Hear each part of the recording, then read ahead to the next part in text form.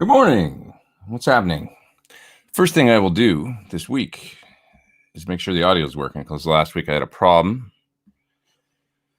So if you guys will just tell me if it's seems to be okay. I think it's probably okay. I switched out the USB cable on my microphone.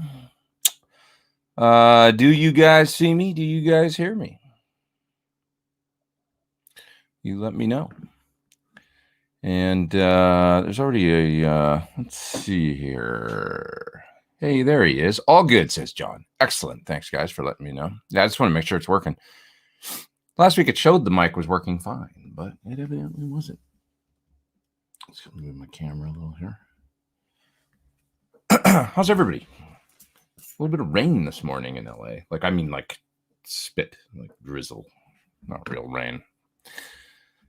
It's good. I'll take it because it never rains here. Mike's up there in the super chat, and he says, "Thanks for being awesome. You're awesome. Thanks for being here, and thank you for doing the super chat. I appreciate that." What's happening this week? What did we do? Oh, I put out a video for the Walrus Flanger earlier in the week, and then for the little Fender headphone amp. Is it sitting here on my desk somewhere? Oh yeah, there it is. This little guy, which is really fun. Maybe you heard it. Maybe you saw it. But anyway, this is a modeling amp. So things get smaller and smaller, but it sounds great. I have to say it's fun to play through. Especially I really love the for the dirty sound, the Friedman amp model that's in it is really quite good. And then the Deluxe 65 Deluxe sound with spring reverbs is so fun to sit there and play on. It's very nice. BC Rich says, love that little headphone amp. Angry Shoebox already bought one. He bought one a month ago, he says. River Toast says, my hair looks cool. Dude, I'm getting a haircut this week. I can't stand it anymore. It's driving me crazy. It's like, okay, I'll tell you what's going on here. This part is actually shorter than this part. So there's like this short part in here that drives me insane. And then it's just getting so like, I don't know, it's disconnected and messed up. So I'm going to get it like, it's going to look good. I'm going to go for the Jeff Beck circa 1975 sort of thing this week. Because I think the hair is long enough to do it now, finally. It's just, I've been waiting, man. I've been growing it out to try and get a cool long haircut again. And I'm going to try it. And if it sucks after that, if I'm not happy, go back to something else. I just want to be handsome. Kelvin says, he's saying, anyone in here buy the Harley Benton 212? Looks way too good to be true. What is it with this? I saw somebody else asking about a Harley Benton 212 this week on. Is it like a different kind of cabinet or is something special about it? Or is it just really inexpensive or something? John says, nice sneak peek at the EVH guitar. On Instagram. Yeah, I put up a little clip yesterday. The guitar's coming together. I'm still going to put the Wilkinson saddles on it. So I need to contact them to see if the saddles are on the way to me. Otherwise, I might rob them off another guitar just for now, just to because I want to get this video going. We wrote down all the pickups for the big pickup shootout we're doing, and it's like 23 pickups. It's crazy. So many pickups. So that's going to be a crazy day. I was listening to some riffs yesterday, trying to figure out what to play. I'll pick like 5 or something for this video, and then so you can hear all the pickups. It's interesting though. We even just listening to a few different guitars yesterday. The Alnico 2 thing is interesting. The Alnico 2 magnets and humbucker thing, because they all share this characteristic, whether it's a custom or the pickup that's in that white and black guitar now, which has Alnico 2, and there's more like the 9K thing. It's a rewind pickup that's in there. I mean, Rewind Electric is the name of the company. They all have that kind of it's a muted top end to an Alnico 2. That's what I always hear, this little mute. And warmth, full bass, kind of warm, round bass, and a slightly muted top end, which can work really good. It just depends on what you want, And then you plug in a super distortion, and it's just like, it's kind of fun. It's like this big, fat, I don't know. There's more clarity to it, actually. So if you want that clarity, maybe you don't want the clarity, maybe you want a more muted round to, it just depends. Just depends on what you want. But there is a thing with the super distortion where it's just fun and aggressive. And what? So whether it's the EVH pickup or that's in the Frankenstein guitar I have here, or whether it's the A2 that's in the white and black guitar, or I was playing a Kramer yesterday with a maple body and a because I think it's maple body and an old Pacer with a that's here in the building. And it's got a custom in it, and it has that similar, it's just hotter, but it's very similar tone to me, like with the magnet is a big thing. Anyways, somebody's up there in the super chat. It's Arthur. What's up, Arthur? He says, did you ever get my messages I sent at your website? I talked to Seymour about connecting with you. Oh, why didn't I get those? I probably just didn't see them, but okay. Thanks for doing that, Arthur. Appreciate it. I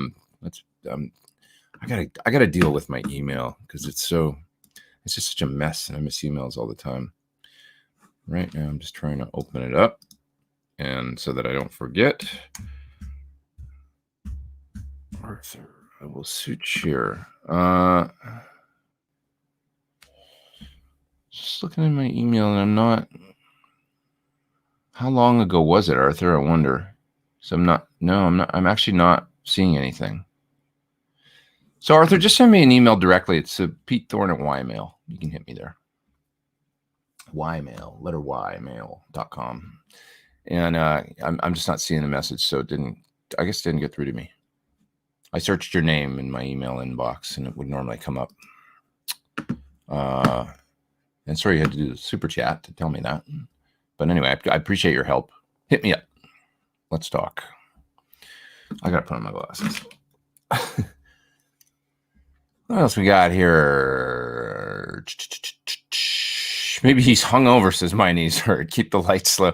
I turned down the exposure on my, the reason it's a little muted in here, I turned down the exposure on the camera because it was a little blown out. And it's a little tough to get my camera off the mount that it's on. So I maybe went a little too far with it. So it is kind of dark in here. It's true. But I just cranked up my light so you could see me better. But it's the camera that I'm using is kind of a pain in the ass to adjust.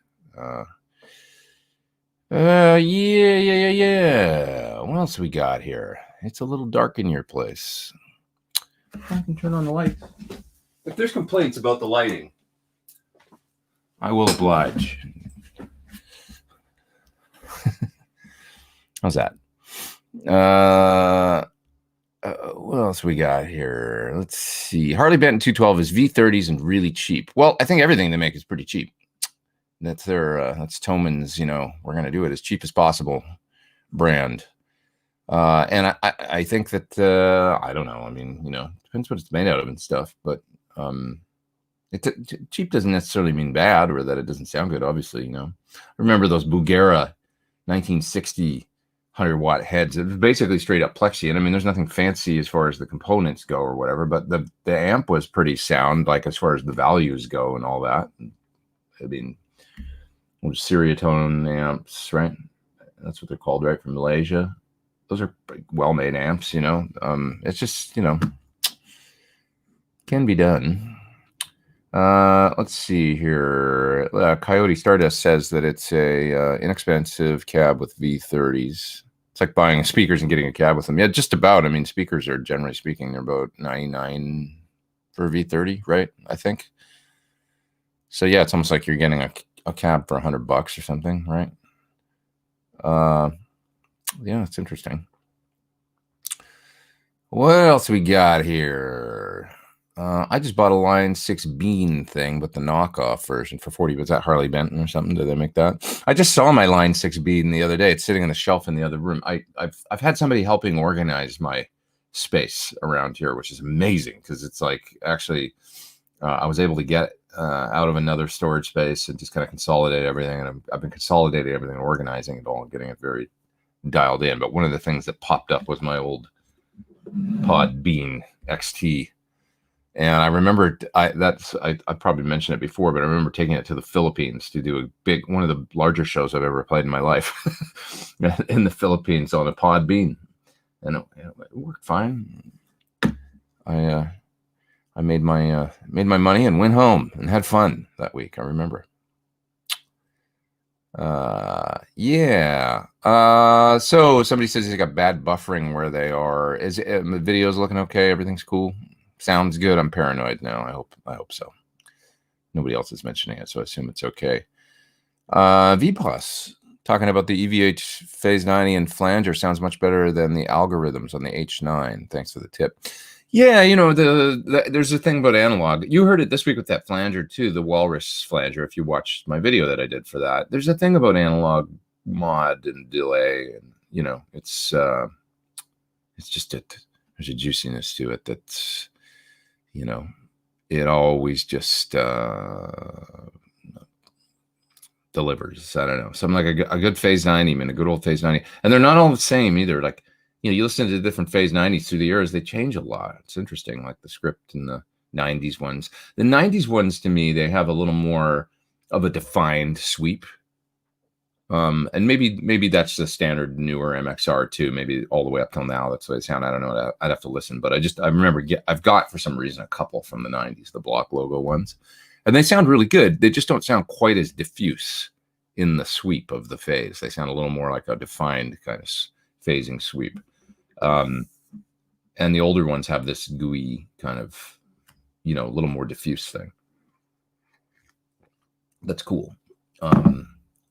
And they can just sound different, you know. I have one old one that's really cool. And I don't even think about it that much with the Phase 95. I just put it on my oh, too bright now, somebody says. Turn off the lights. Really? We get more complaints about them. How about the lighting? Is it really too bright? Well, it looks fine, doesn't it? I don't know. What are you guys talking about? You do it. I'm doing a show. Come over and adjust the lighting. Anyways, with the mini pedals that I have on my board, I now have I'm using a Andy Wood's compressor, the Woodshed, because it's a mini compressor and it sounds awesome. So I've got that on my pedal board, and I've got the Phase 95 for a little phaser, and they sandwich in this space that's about this big between my volume pedal and my switcher. And the mini pedals, you know, it's out of necessity that I use them. I use a mini wah out of necessity. It fits on this board. I wanted to make a board. People still say the board's too big, but it's like there's mini pedals on there, and I've kind of got everything I need. Like, it could be a little smaller, I guess. I don't know. I could get rid of some stuff, but I put everything on there I needed to do the job. Too bright now. Turn off the lights. I'm going to turn off this light, and I don't want to hear another damn word about it. Not another word. No, I don't know. Hopefully that's better. Some people like it bright. Some people like it dark. It's just how it is. Do you have favorite high gain amps? Well, the PT100, I would say, and the PT15, relatively high gain. You know, those are my go-tos for over the last number of years. Of course, Signature. And it's basically it's John Sear's take on a modded Marshall tone, kind of building around the JCM 800 sort of platform. And, but other than that, like other amps, I have a Soldano here now, an SLO, which I do really like for high gain amp. Many of them have their place. Like, I always kind of liked, back in the day, I almost bought a Pitbull 50 CL, it was called. And I really liked that amp, and I didn't get it, but I almost got it, and it had a great matching 212 cabinet. You know, so it's a Pitbull 50. It was a 2-channel Pitbull VHT, it was still called back then, and now it's, of course, Fryette. But that amp had a really cool tone. From modern rock, and it was a little different. Like everybody was using the Mesa, right? Everybody had dual rectifiers, and I got one too. I had one of those, a 3-channel dual rectifier. I used it for a tour, and actually I used it to record the 40-foot Echo album, and then I don't think I ever took it on tour. I ended up going with the Randall modular system, and I had the Recto module that I used a lot for those tones. But for that band and that era, that worked for that sound. But I was really, right around that time, also looking at this Pitbull amp, and it had a great tone, like just a really cool modern tone that wasn't, I was trying to do something a little different than what everybody was using the Mesa, you know, and it just kind of had this, there's a lot of PRSs and Mesas, and this kind of homogenation effect of everybody sort of getting similar guitar tones, you know. So I wanted to just do something a little different, but I remember really liking that amp. Other high gain amps, I I really liked my first 5153. It was the original one that came out. That was really cool. And nowadays, I like the. I've got this Synergy rack back there, and I've got like a Engel Savage module that I really like. That has just a really aggressive, very different than Marshall sort of sound, and so that's cool and nice to have for that particular tone. I like the Steve Vai module too a lot, and its dirty tone completely different. It's got this smooth lead thing that's not Marshall, and I've probably spoken about it before, but in talking to Steve, he was mentioning if you're going to be the lead singer all night, him on guitar, right? An aggressively overly cutting, bright, kind of aggressive Marshall thing can be that can not work after a while, which makes a lot of sense to me because his lead tone's really beautiful and you can listen to it for a long, long time. So I like his module for that. It's really nice to play. It's the green one that they make for the his signature module. Let's see here, and there's others too. Adam says, do you find Celestion G12H30 too bright?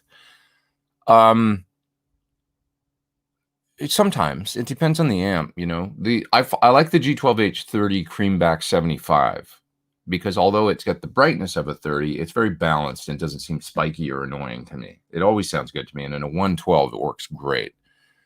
And you're asking about a 112, so that's what I use in the PT 112 cabinet that we made for the PT15, and we used a higher power speaker in there because of course you're going to want to maybe use a 112 with 100-watt amp at some point or something. So, or this would be pushing it even with that one. But we wanted to use a speaker that would hold up to a little bit of abuse. So that's the same speaker we use in the 212, and I really like it as far as an H style. But you might find that you want a warmer speaker, and then you got to start looking at like if you want to go warm in a 112, what Friedman's doing now is the red back. And it's got kind of a greenback tonality to it, basically. But it always seems like when speakers get higher power that they can tend to get a little darker, generally speaking, especially if it's a speaker of the same type, like a greenback, for instance, the Scumbacks. If you get one of those and you get the 25-watt, or you go to the 65, or you go on up to the 100-watt version, they always get a little darker sounding to me. I don't know why that is, but that's just the thing. But anyway, the 150-watt Celestion redback speaker, that could be a really good choice if you want a very different, much warmer tonality. And it's a good sound, What bands are you listening to at the moment? I don't feel like I've been doing a hell of a lot of listening, although, God, what was that band called? Billie Eilish's brother, he sometimes talks about music on Twitter, and I'll go listen because I find him really interesting. And I he's got a record coming out. I really like his songwriting. Like if you've seen any of his, stuff he's written for himself outside of what he does with Billy, he's just a great musician, and he plays guitar well, he plays keys, he plays everything, and it's really cool. So, he's someone I'm interested in following. But anyway, he was talking about the song last week on Twitter, and I'm not going to remember the name of it now, but the band was called the Japanese something or other. I can't remember what they were called, but they had this terrific song. I'll have to go find this. And, oh God, if you look at Phineas Twitter, you'll see it. If you go back a few days, you'll see it. But he said, this song hit me, and it was a really great song about when you have dreams and folks that have passed away come to you in dreams. And it was a really this girl in the song, the way she articulates that it was a song about a friend that had passed away that she was writing about. And the way she articulated that, when people come to you in dreams, was really great. So it was a really nice song. So maybe somebody can go look at Phineas's Twitter and FINNEAS and find the posts and post the link if you don't mind. I can't do everything. I need a moderator that's here with me, or somebody or hey, maybe Ben can do it actually. But anyways, it was a great tune, great video. So I enjoyed that. That was something I listened to this week. How is the Van Halen pickup Shootout going? Well, we've got the guitar. Yesterday I was going over some riffs. I put up a riff on Instagram, I'd never learned Out of Love before. God, what a great tune. I've been learning a lot of Van Halen 2 songs lately and riffs. The other one was Bottoms Up, which is just a simple kind of, it's a boogie. It's Billy Gibbons, really, but it's awesome and simple. I like how on Van Halen 2, the songs are actually, like, the riffs and the songs are really actually quite simple, and great. Like, Women in Love is such an amazing. I went back and listened to that, and just the way they're structured, they're not that difficult. But the grooves, like Out of Love's not really that hard. The riffs to play, and it's really a Alex showcase. It's an amazing, like, the drumming's incredible, man. I mean, it's a jazz song almost. It's unbelievable. But I love how it's a little simpler and rawer on that record, without quite as it's not quite so flashy all the time. And then there's the little moments of brilliance where it's like amazing. So, anyways, I was working on some of those riffs yesterday and stuff, and trying to decide what I would play in this video coming up. But I'm just waiting on some saddles from Trev Wilkinson, as well as 2 or 3 more pickups to show up.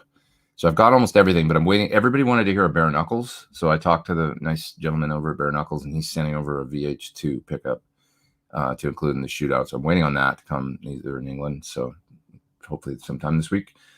And Phil X wanted to send an A8 pickup that's an Arcane, that is his model. So I think that's coming, and then just the saddles for the guitar, the locking saddles. So I just got to put those on. The guitar's staying in tune pretty good right now, but I just want to get them on the new, I'll put the Wilkinson saddles on. It'll just make it stay in tune great, and I can use the bar and not constantly be tuning and all that. That's it. Guitar's pretty together. Could use a little bit more fretwork. It frets out a little bit if I do a minor third bend on the high E string, which I don't have to do, but I just want to get it dialed in a little bit more eventually. That's that. Okay, what else we got here? Yeah. You are so damn consistent. Thanks. Am I? I don't know. I feel like I'm all over the place. How tall am I? I'm 5'11 and a half. 5'11 and 3/4. Yeah. We'll just take a few questions here. Simon says, would you use a Wampler Plexi drive or another amp in a box in a live situation to simulate an amp? Sounds nice after fuzzes. I have, yeah. I mean, I used to use an Angry Charlie style pedal, which was called the Sweet Tea from JHS, and that had basically it's a governor-derived distortion. So for a while, I used that. I've done it with Don Henley as well. I mean, I can remember going and using on like fly-in dates where I'd bring a little pedal board and use a Sir Riot to kind of do what I would normally do with the dirty channel of a PT100. Sure, it's not my favorite. I mean, I know the trend is pedals, but if you listen to that video yesterday that I put up on Instagram of the Out of Love tone, that's my tone, man. I mean, it always derived from the great guitar players of the 70s, basically. But I mean, that Marshall Plexi thing, that you just, if you listen closely to that clip, when I hit the A chord or when I hit the open G towards the end, and the way the amp just goes, that thing is like, I just can't get around that. And there's no pedal that does that. There really isn't a pedal that sags and does that like that. There's no substitute for it. I mean, it's like the sound of the amp doing that sagging thing and coming back up is what I love about, it's like not even to be honest. I mean, that particular sound, not even most modern amps, really do that. I mean, the second you, I was switching yesterday between like my Jose Mod Germino there and then the SL68. And the second that I go from one to the other, the tone, you can dial in the tone to be really similar, and you can get a great sound with the cascaded preamp gain stages in front and everything. But it's a more linear sound. When you hit the chord, it goes gah, as opposed to going meow. It's kind of like a cat, like meow, and that sound of a Plexi is so cool, So I just, if I have my choice, that's the sound that I love, Do you know or have you met John Frusciante? I never have, actually. I don't know him. He seems like he'd be a fascinating guy and a really nice dude, seems like a cool guy is my impression of him. A gentle soul, creative guy. Yeah. What's the most rare? Whoops. Oh, who's that? Napalm Beach. What's the most rare piece of gear that I own? That's a great question. The most rare piece of gear. I don't know. I'd really have to think about it. It's probably like a pedal or something that isn't made anymore, or something. I don't know. The most rare piece of gear. I would really have to think about it. I mean, I have a couple like I suppose like when I think about my Yaren maybe or something, because it's like there's not very many of them, those LP clones, that or even my Scala guitar is pretty unique. I mean, it'd probably be like one-off custom things that I have that there's just not that many of them. Each one is kind of unique, I guess. Something like that. Can we expect a Wampler gearbox review from you soon? I don't know. I'm not sure. To be honest, I don't know what that is. Is that a can you explain to me? Is that a pedal or is it like a thing that Wampler's doing? Wampler gearbox. Is that, I don't know. Somebody explain to me what that is. I'm sorry. I'm not up on you kids and your lingo. Jason is in the super chat there, and we're gonna find that chat and just light it up. There we go. My guitar moment was at 10 years old watching EVH Soul while walking down the library table on MTV, and I can totally relate to that. And hearing Drop Dead Legs for the first time. Talk to me about pickups and amps for 1984. I think 1984 was all the Marshall, but obviously with a healthy dose of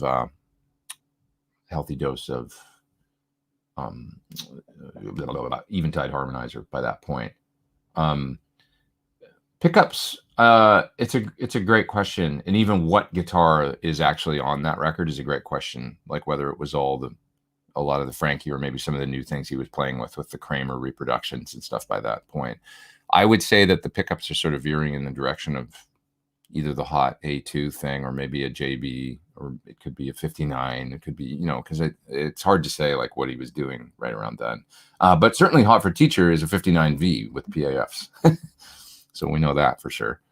And that's an interesting contrast. Like if you listen to that tune and then listen to the other songs on that record, when you introduce the harmonizer into things, I think things get a little bit, it tends to have a overall sort of blanket, I don't want to say homogenation because it sounds like it's not a good sound. It is a good, I mean, the sounds on the record are amazing. I can't imagine it being any different.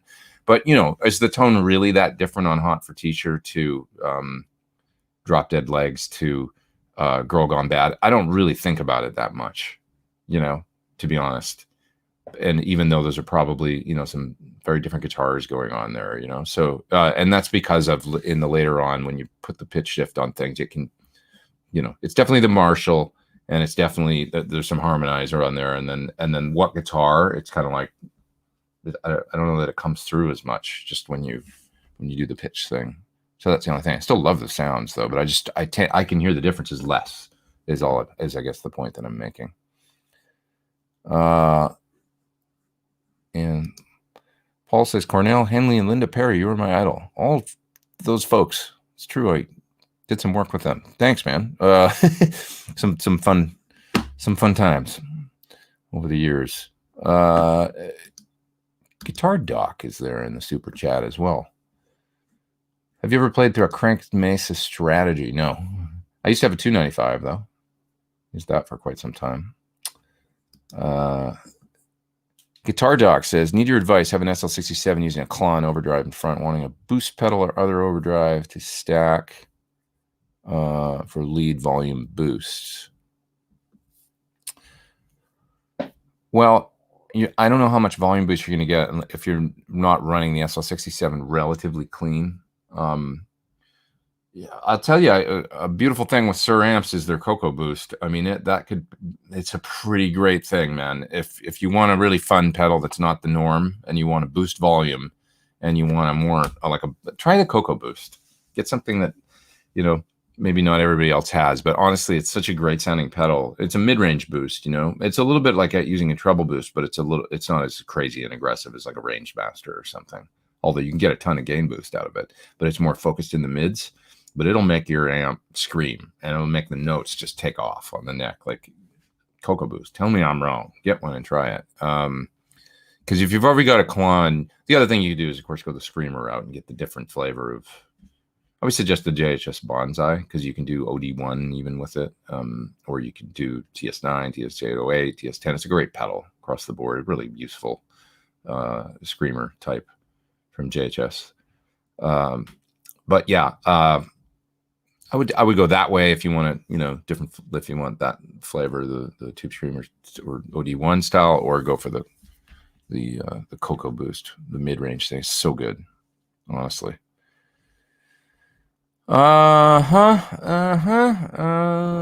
Okay, so Ryan's down there at the bottom of the chat. I was going to go down and try and see if there was an answer about the gearbox because I just don't know what that is. Should I dial in an amp with the neck pickup volume on tone on 10 and then switch to the bridge pick and roll off the volume and tone to taste? This is why you need Thornbuckers, because it's got the balance. But anyways, should you dial it in with the neck pickup tone? I think a good way to dial in an amp, generally speaking, is the neck pickup. If you tend to use the different pickups a lot and you always want to get the clarity out of the neck pickup, that would be a good place to start. I think dialing in the sound. You're right. Because sometimes folks will dial in for the bridge and then you hit the neck and you're like, oh, it's woolly and I'm just not going to use that, and then you don't. But if you dial in the amp for the neck, it can be cool. And this is a big part of it, is having great pickups that balance really well. Figuring out what that is. And this is, once again, I mean, honestly, all kidding aside, that's what we designed the Thornbuckers to do, to be really balanced, so that it was just a great in all three positions of a Les Paul or whatever. Yeah. Are you going to demo the Overloud plugin? Thanks, by the way, for doing the top chat. All you guys, September Fire now as well. Are you going to demo the Overloud plugin? That would be great. I am, actually. Yeah, I have it, and they've sent me. I was having a little trouble getting just, it's always the installation authorization routine and stuff like that. Not that it's hard. I just did something wrong, I think. So they're sorting me out, and I just need to check it, and then I'll probably be working on that this week. Got to do that. That's one I do have to do. Any advice on how to make improvisation more soulful and music-like overall? I would say get some, learn some solos from Gilmore, or from, somebody that you consider to be a great soulful player. I consider Mike Landau to be somebody that communicates extremely well, whether or not it's soulful, but the way that he plays guitar, I get a lot of this. It's like he's talking through the guitar. Or Jeff Beck, he's another one. But Mike's palette is so huge with the tones and the way that he communicates on the guitar that, to me, it's fascinating. And I can watch, we all go for like our basically religious pilgrimage to the Baked Potato and see him play and just freak out at how musical he is and stuff. So I would say that listening to players like that, Jeff Beck, David Gilmour, or B.B. King, and just listening to what he does with the notes, and then learning some of his licks and some of his solos and stuff, and then putting on a track or something like that, and just experimenting with trying to get in that headspace, not necessarily playing the exact same things, but get in the headspace of how he breaks up his phrases, how he builds a solo. I'm saying this could be any one of those players I mentioned, but how it's done, and man, yesterday I learned that Van Halen solo. I learned the Out of Love Again solo, and in the song, and I just like, there's a whole bunch of stuff in there that I never. The way he breaks up the phrase in the middle with the little aggressive picking thing, and then goes into the bends and stuff. If you know the solo, it's just like the little muted thing in the middle, and then he goes into the wild bends towards the end. It's such cool phrasing. And every time I learn something like that, I take something away, and it'll end up in your own playing, no matter what. So that's what I would recommend, Yeah. Yeah. Love the video on the HX Stomp. You demo it so well. Thank you. Did I do a video for the HX Stomp, though? The Stomp. I know I've done lots of Helix videos, and there's crossover there, but I don't know that I did a video on the Stomp in particular. Maybe I did. I just don't remember, maybe. Peter Green is one soulful player. That would be great, like some Peter Green solos. Learn some of his stuff. Diego says, how you doing? I'm doing good, man. How are you? I hope you're well. Pete said to learn the Stairway solo 3 months ago. I'm still slow learning it. That's okay. Slow's okay, you know. And that's a great one because of his phrase. It's an epic solo and it builds beautifully and, you know, fantastic. John says I missed a few super chats. Okay, I'll go back and look. And John, just post I'll go to the bottom and look for questions. If you don't have to do a super chat again, just post it in the bottom and I'll look. But I'm paging through them right now. I'm sorry if I missed them. September Fire we got to. Am I going to demo the Overloud plugin? Ryan's we got to. And I think there's one more new one there. Did I miss super chats? I'm sorry, I'm just not seeing them. Yeah, I don't see them. Sorry, John. Can you post again what your question was? Jay Frockon says, you still have not got that haircut. Here's a few more to get one. I'm getting one on Thursday. I'm getting it done. Ray says, what do I think of Fishman Fluence pickups? Thanks, Jay Frockon, for I will use that towards my haircut. Fishman Fluence pickups. I have a set in a Sur that I'm experimenting with. Now, there's a closed set, because I've got a noisy studio here. There's a lot of noise in the RF kind of stuff, you know, whatever they call it, EMI or whatever, you know, in the air around here. And so I noticed that a guitar with Fishman Fluence was almost dead quiet in here. And my bass, which has active pickups, the ones that Warwick use, is dead quiet in this room. And so I noticed this guitar that had the kind of closed Fluence humbuckers in it was also very quiet. So I got some to put in a guitar just to see how quiet, to have one guitar around here that's very, very quiet. And I'm also going to experiment with some EMGs to see if that does the same thing, to have one guitar, like when it's apart, like when it's like, you know, it's not even that important, the tone exactly, but I need it quiet. Like I need to compress a clean part and have every note popping out like a certain sound, but it's too much buzz to, you know, where it's driving me crazy. Like when I'm cutting a part like that with a noisier guitar, I'll grab that guitar to use. That's kind of my idea. So anyways, I put the Fluence classic pickups, the open coil ones, in this guitar, and they're relatively quiet, but actually not that much quieter than my other quietest passive guitars that I have here. So I was like, So they sent some more for me to try, and they're the closed ones, and I'm going to pop those in. I just haven't done that yet. So they're going to go in a guitar and see how quiet I can get it, you know, and whether it's the entire pickup being kind of encased and surrounded, or, you know, because the open coil ones, they were just a little noisier. They sound pretty good from what I could tell. I was just hoping for a little bit more noise reduction, which isn't to say that they're noisy. They're not. They're as quiet as some of the quietest pickups that I have in here, but they're just not that much better than the other passive ones that I had, which is so we will see. The jury's still out.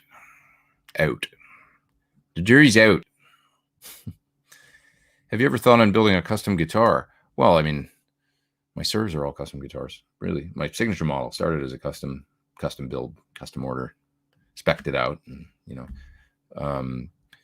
Do you mean have I built them? I mean, I used to build guitars back in the day. I can remember, you know, because it was the 80s and Eddie Van Halen and everything, and I remember having a body cut at a, you know, local wood shop that I bought the blank, and it's probably a piece of crap wood, I don't know, but it was poplar, I remember, and had the body cut out and shaped and everything, and then I had a local auto place paint it, and I got a kit neck and bolted it on there and put it all together and wired it up myself and all that. Oh, the Wampler is Andy's signature pedal. Okay, I did see that Andy put out a pedal with Wampler. I just didn't know it was called the Gearbox. Got it. So it's his dual OD. They haven't asked me to do it, but maybe I'd be happy to do it if Wampler, you know, Wampler. Yeah. Why are you guys talking about earwax? That's disgusting. Vincent, up there in the super chat. Am I going to miss? Did I miss this? No, that was Jay Frocon up there in the super chat. I got that one. Okay, I'm paranoid about missing super chats now. Vincent says, love and Java. Thank you, sir. It's Stumptown this morning. That's what I got going right now. I was born in 76 and want to get a cool guitar from that year. I found an Explorer in relatively good condition. That's cool. Mostly original, but I have no idea if the price is good. Any insight? I don't know, to be honest. I would be remiss to, I would say if it's all original, anything under probably $3,000 is probably a pretty good deal on a guitar like that, but I'm taking a stab in the dark. I paid around, I can't even remember what I paid actually, but it was 20. Yeah, shit. I don't remember. 20. It was over. I paid somewhere between $2,000 and $2,500 for that Ibanez that I have. That's a 76 Destroyer. So to give you an idea, I mean, the Gibson 76, that was like the year they reissued it, right? And those are cool guitars. It's the Edge guitar, right? So I would, yeah. Naive Steve says, join the Ramones with that hair. I don't think there's any Ramones to join, is there? There's certainly not a band, the Ramones, anymore. Ben Coombs is reposting the 2 super chat missed questions. Okay, I'm gonna look for those. There we go. Thanks, Ben. John, sorry I missed it the first time. Went back to Floyd's. Have a couple of sets of those Wilkinson locking saddles I can send you. Oh man. I'd be happy to buy them from you. I know you paid for them. But we can talk about that. Trev was going to send me a couple, but I just have been waiting on them, But they're good to have because I like them on a lot of different guitars now. So it's like, I'd be happy to get them from you. And we'll talk about that after. You can send me an email if you like, and we can make a deal. I appreciate that. Mute That Bozo says, Stumptown roast a decent bean. Yeah, it's pretty good. It can be a little... cereally light roast to me, or a little acidy sometimes, but it's pretty good stuff. I think Stumptown. I mean, I'm not going to turn it down, that's for sure. I had to go shopping the other day, not at my store of choice. I was at Ralph's Fresh Fare, and they happen to sell Stumptown. So kind of the best coffee you can get there, I think. So I got some. This is also fascinating. I know 500 people online that want to hear about my grocery shopping adventures. I don't think so. Kelvin says, can't afford a Sur, so doing the next best thing, taking a Squire Vibe 70s. Hey, they're good guitars. Putting a Thornbucker Plus and 2 V60 LPs in it. It's impressive what they're doing these days on those Squires, I kind of want one of the bass 6 ones. The Fender 6-string bass Squire Classic Vibe or whatever they call them. Yeah, the bass. That'd be cool to have, just for that tone. I love those. I'd love an old one. Really love a vintage one. Got like a candy apple red bass 6. That'd be cool. That would be cool. EVH was my inspiration at times to keep building my own mutant Fenders, more so than anything I ever tried to play of his. I mean, we were all doing it back then. Everybody was just building guitars and popping humbuckers and strats and stuff. And it was all him. It was that spirit that it was fun. Is what it was, and I had fun. Even, this guitar arrived in pieces actually, and I had to put it together, and I felt like I was 14 bolting the neck on, and and then I quickly, it had Schallers on it, 70 Schallers, which I quickly realized just weren't going to work. And so I took some other tuners and bolted them on. I had to drill new holes for them, and so now there's extra holes in the back of the headstock. And I don't care, because that's what I got. I just thought that's exactly what he would have done, He would have just taken them off and put new ones on. But putting this thing together was really fun. And it continues to be. I continue to kind of tweak it and stuff. And it's kind of a fun guitar that way, in the spirit of our man, Eddie Van Halen. Yeah, it was neat. It was like, as a kid, it was like, oh, I can make a guitar, like get kit parts and bolt together, experiment with pickups. I can remember I got in a car accident one day in high school, on my way to buy a new pickup, because it wasn't I was excited though. I remember, and maybe I was too amped up, but I remember getting rear-ended. Like, I was like, oh God, no, on my way to the music store to buy it was a Trembucker Seymour Duncan. I think it was the blue Saraceno one, actually. I was so excited to go to the store and get it and pop it in my guitar. Got hit from behind. That sucked. Anyways, yeah. Oh yeah, Lauren says, I was thinking about that, Lauren. You can borrow my LTD EMG Evertune again to check. I never noticed it when it was here, so I would like to do that. Maybe we could talk about it. But I've got a guitar that's being made with the EMG.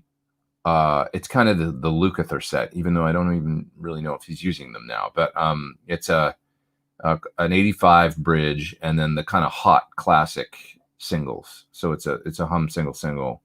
It's a really pretty guitar. It's going to be black.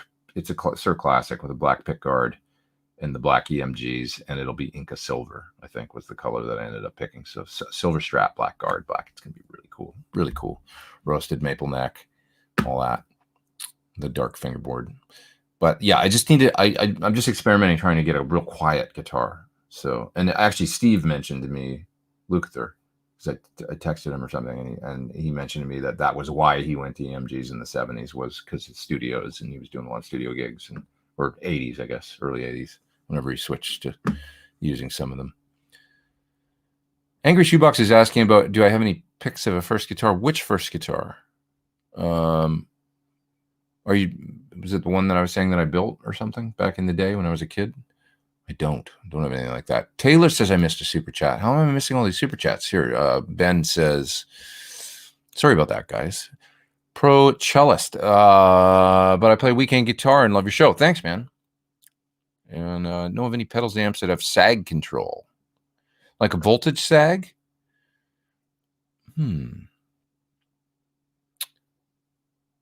Well, the Sir SL68 has built-in Variac, really. Built-in low voltage mode, so that'll sag. So that's an amp that has sag. Other than that, the Synergy stuff has a control that kind of does that. The preamps, they have a, like, what's it called? It's like right here on the chassis. I believe it's called sag. It's called sag. The Screen Actors Guild. No, right there on the front of their chassis, they've got a knob that kind of does that.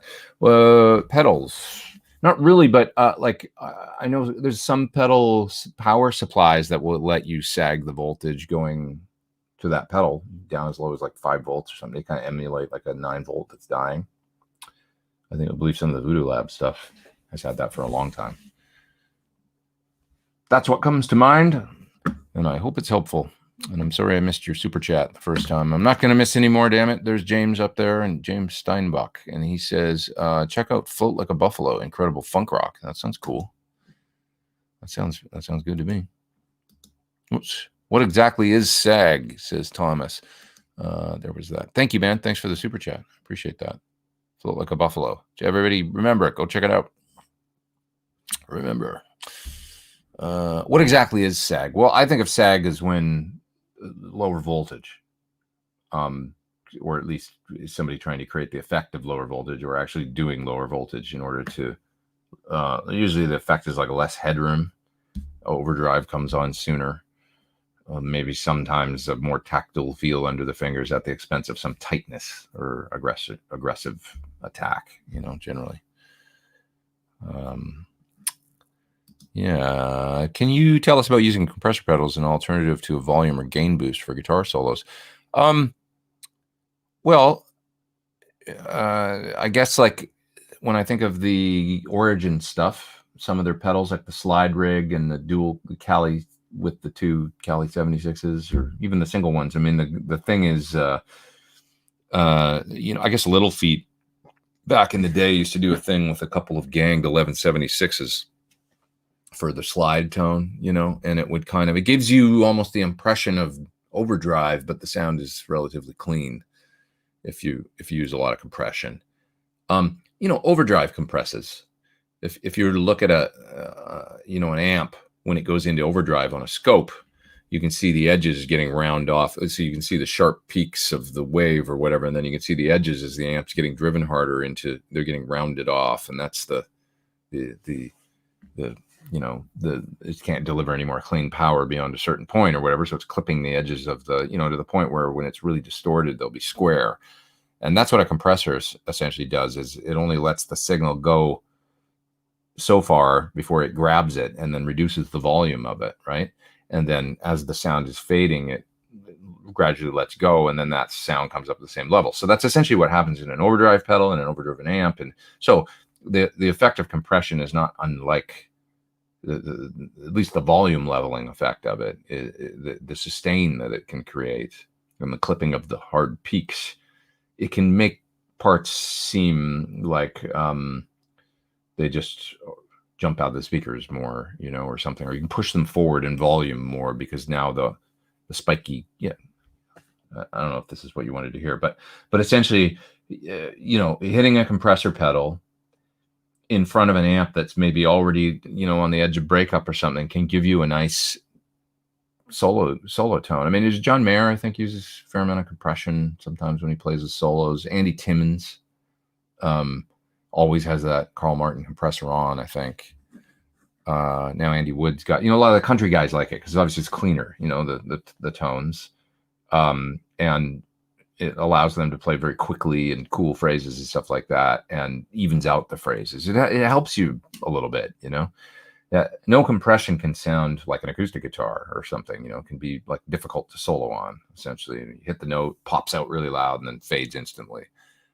So it just, Gilmore, I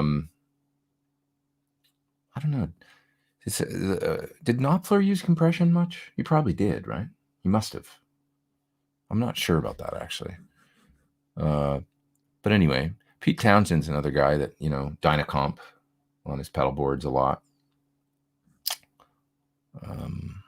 Yeah. What else we got here? Simon says, can you get a good Hendrix tone out of an 800 combo or a head? I would go into the, yeah, sure. If you want the cleaner stuff, you can go into the low gain input, but I think it's more about the Strat having a good fuzz face. Like a fuzz face would be, and then an Octavia and a nice wah. And sure, I would think you could do a great, Hendrixy thing into an 800. Yeah, totally. He used, I think his main amp was really the JTM 45-100, right? And for at least lead stuff. But in the studios, he used Fenders and stuff. So it was all over the map.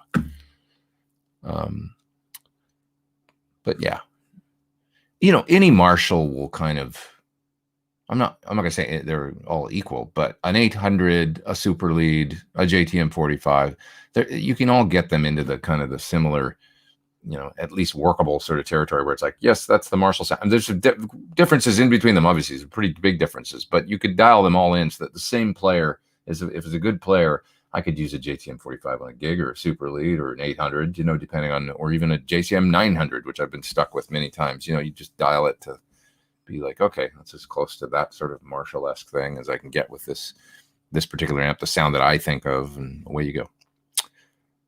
Has there been any gear lately that's blowing you away with its ability to tread new interesting territory? Well,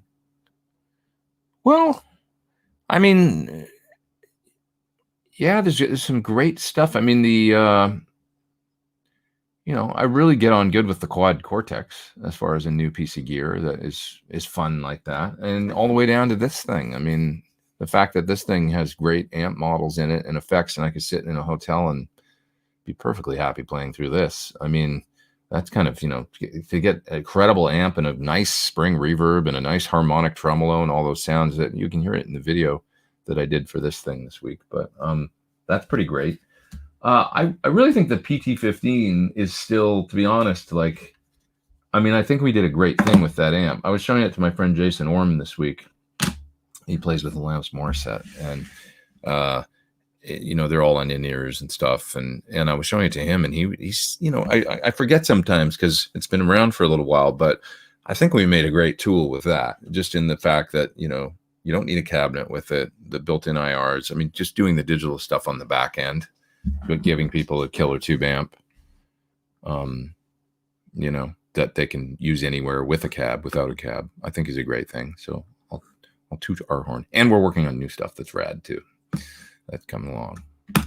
So more to come. EVH rarely, if ever, double-tracked his part. Why? Perhaps there's more nuance and freedom since one does not have to play it again.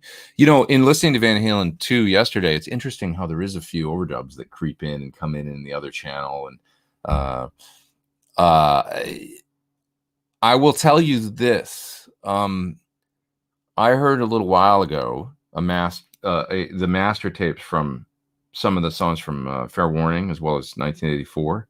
And it was friggin' fascinating. I got to hear a little bit of stuff, and it was just so fascinating. But one of the things I heard was an extra guitar overdub that was on Mean Street.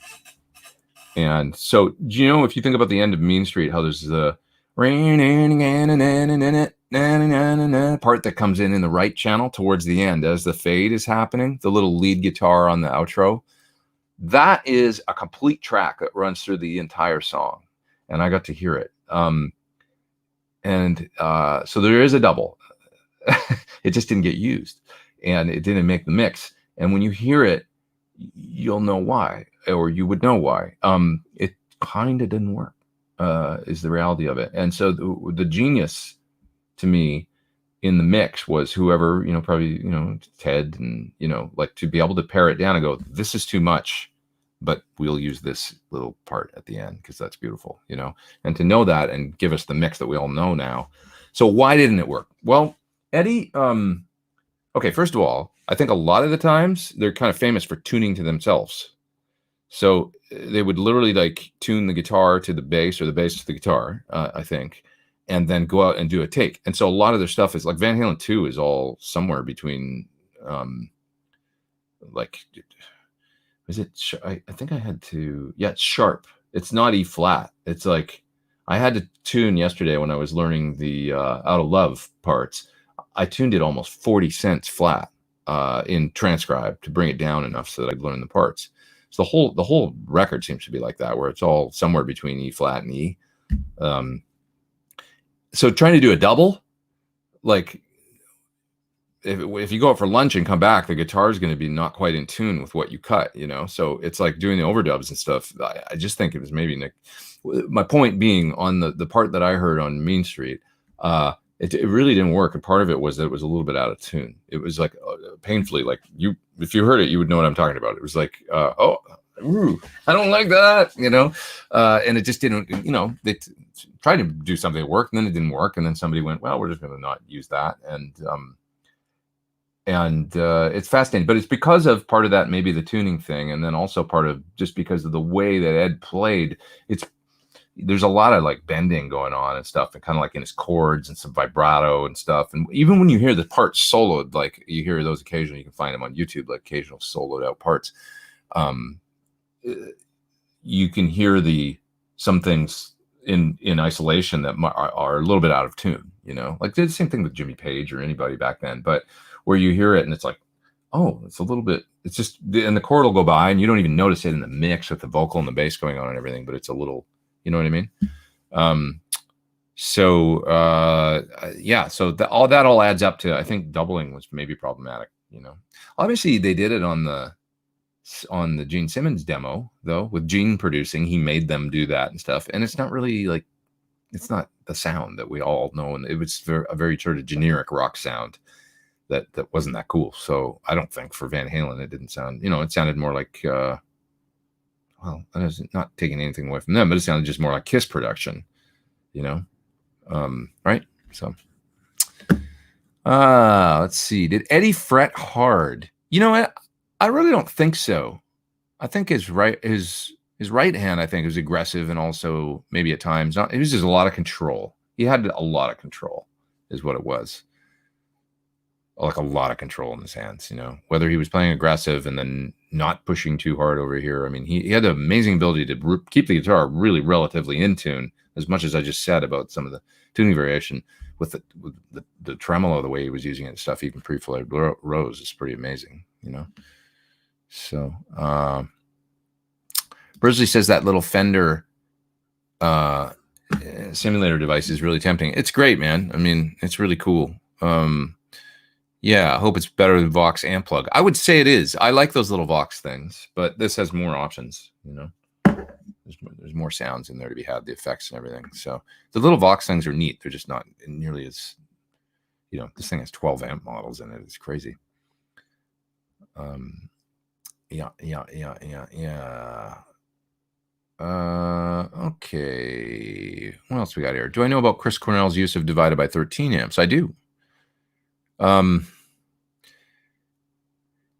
might have been precipitated by me and Yogi, I think, actually, really, because Chris got hooked up with them, but we were using them when let me think about that. When I started using divided by 13s around 2002 or 3, I got my first one, and I had an FTR 37, and then I got an RSA 31, and then I got an LDW, which is like kind of like a JCM 800 50 watt deal, Lyle Workman amp. And I remember I was playing with Jewel in 2006, and I used the LDW on tour. I think I used the LDW and the RSA maybe, and I was A-Bing them for like a Marshall and Voxy thing. So when I started with Chris, I had gotten a Comet, and I was using that in conjunction with, like, right early days going into the audition. I brought my Comet Concord, I remember, with an attenuator because it was loud. But that was the only amp I auditioned with. Probably that black one right there, I think, was what I took to the audition. But then when we got on the road, I decided I would start A-Bing, and then I ended up with 3 amps. But I was using the RSA, that one right there, for... these were 2007 touring with Chris. These were my 2 amps, actually. Now that I think about it, that's crazy. It's a long time that I've had those. But I used this for my clean amp, and then Yogi got a LDW, I believe, or maybe it was the 100. No, it was an LDW, I think. And so we each had a divided by 13, and Fred, got us some cabs and stuff, I remember. So I think it was our association that got him hooked up with Fred back in the day. And then he got a, I think he had an FTR, and he had the little 916 one with EL84s and maybe 6V6s. Didn't have 2 power amps in it, and you could blend between them or something. And so he used I remember that. And that's what he was using for a number of years. I mean, most of, from when he started playing electric guitar on tour, basically, again, like around 2010 or 11, and then into this early, the Soundgarden tours through 2013 or so. He was using 13 and 14. He was using all that time using divided bys. Then he asked me about my amp, and he actually started using PT100s on the last tour.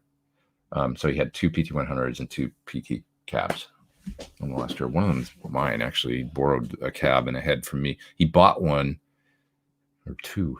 Bought one for the road, and then he had one in New York in his studio, and then I'm like, don't buy another one. Like, I'm not on the road right now. Take mine or whatever. And I sent him one in a cabinet, so to use on tour. Yeah, that's what happened there. But yeah, he was always, messing around with guitar sounds and stuff. And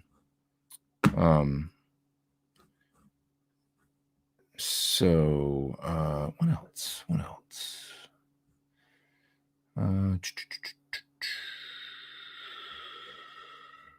How did your fingers like the tone of the gods? Hi, JD. I'm working on it.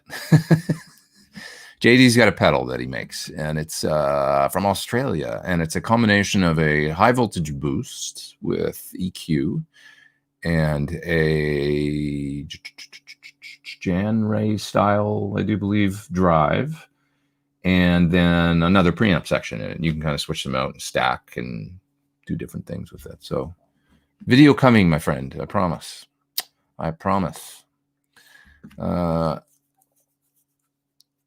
Let's see here. Stealth Parrot says that Fender thing looks like a price everybody can afford. A cool thing. It is a cool thing. I mean, this is cool. It's just cool. It sounds great. I mean, the first tone I got with it was that 65 Deluxe thing with the, it's just fun. It's like, that sounded great to me. I mean, it's like sitting there and playing with that sound with spring reverb. It's a beautiful sound. It sounded really good. So, yeah. What else we got here? I just started a mega church gig. Front of house guitar sounds good, but way too much highs and brittle in-ear monitors. It's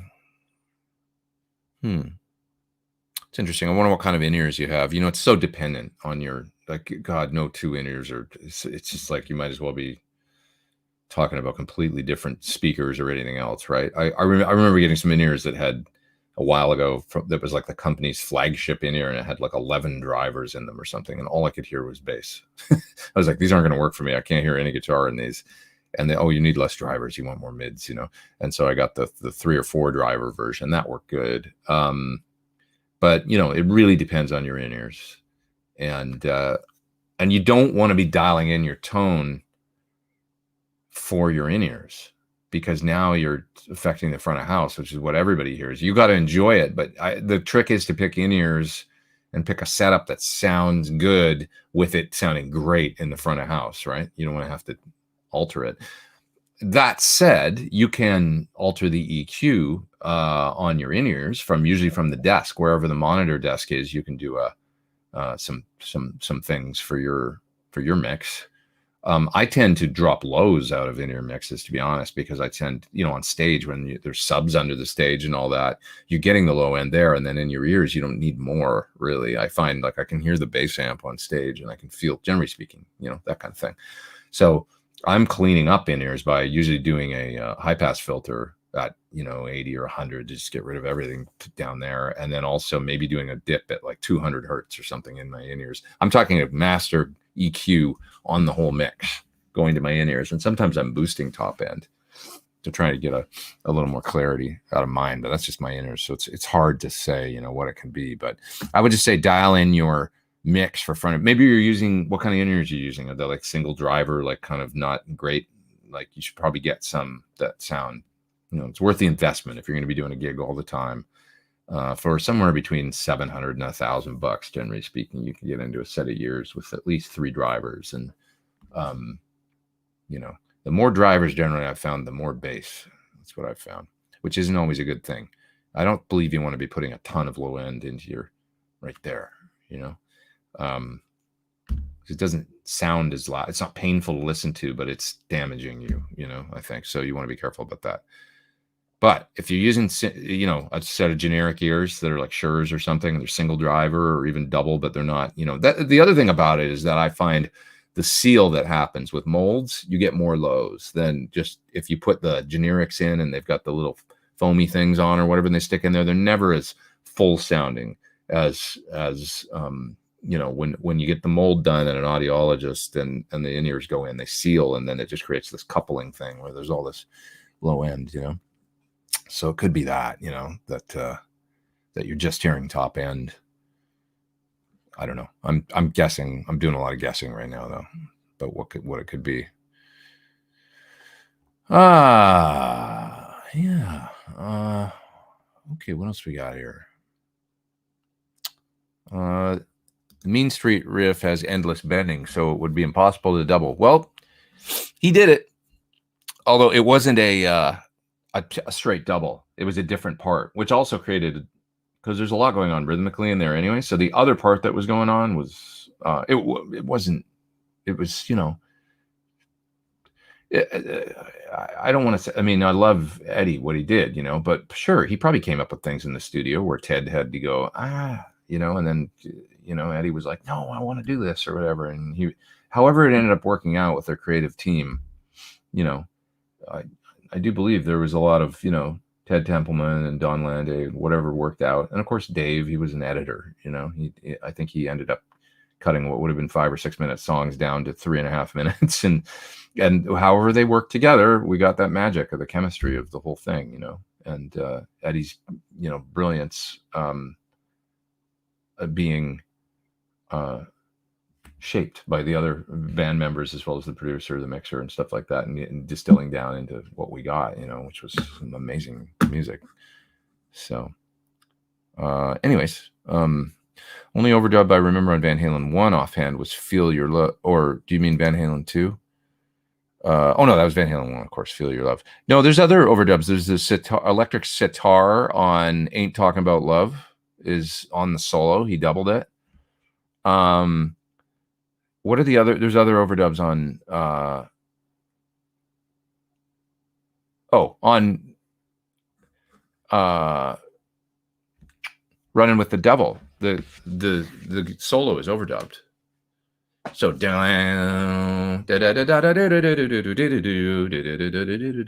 there's chords underneath it. So that's actually an overdub. It's interesting because everybody's always like, oh, they never did overdubs. Well, they actually, right from the get-go, they did a few, but it's not very many. But that's a very apparent overdub, the Running with the Devil chords and then the leads on top.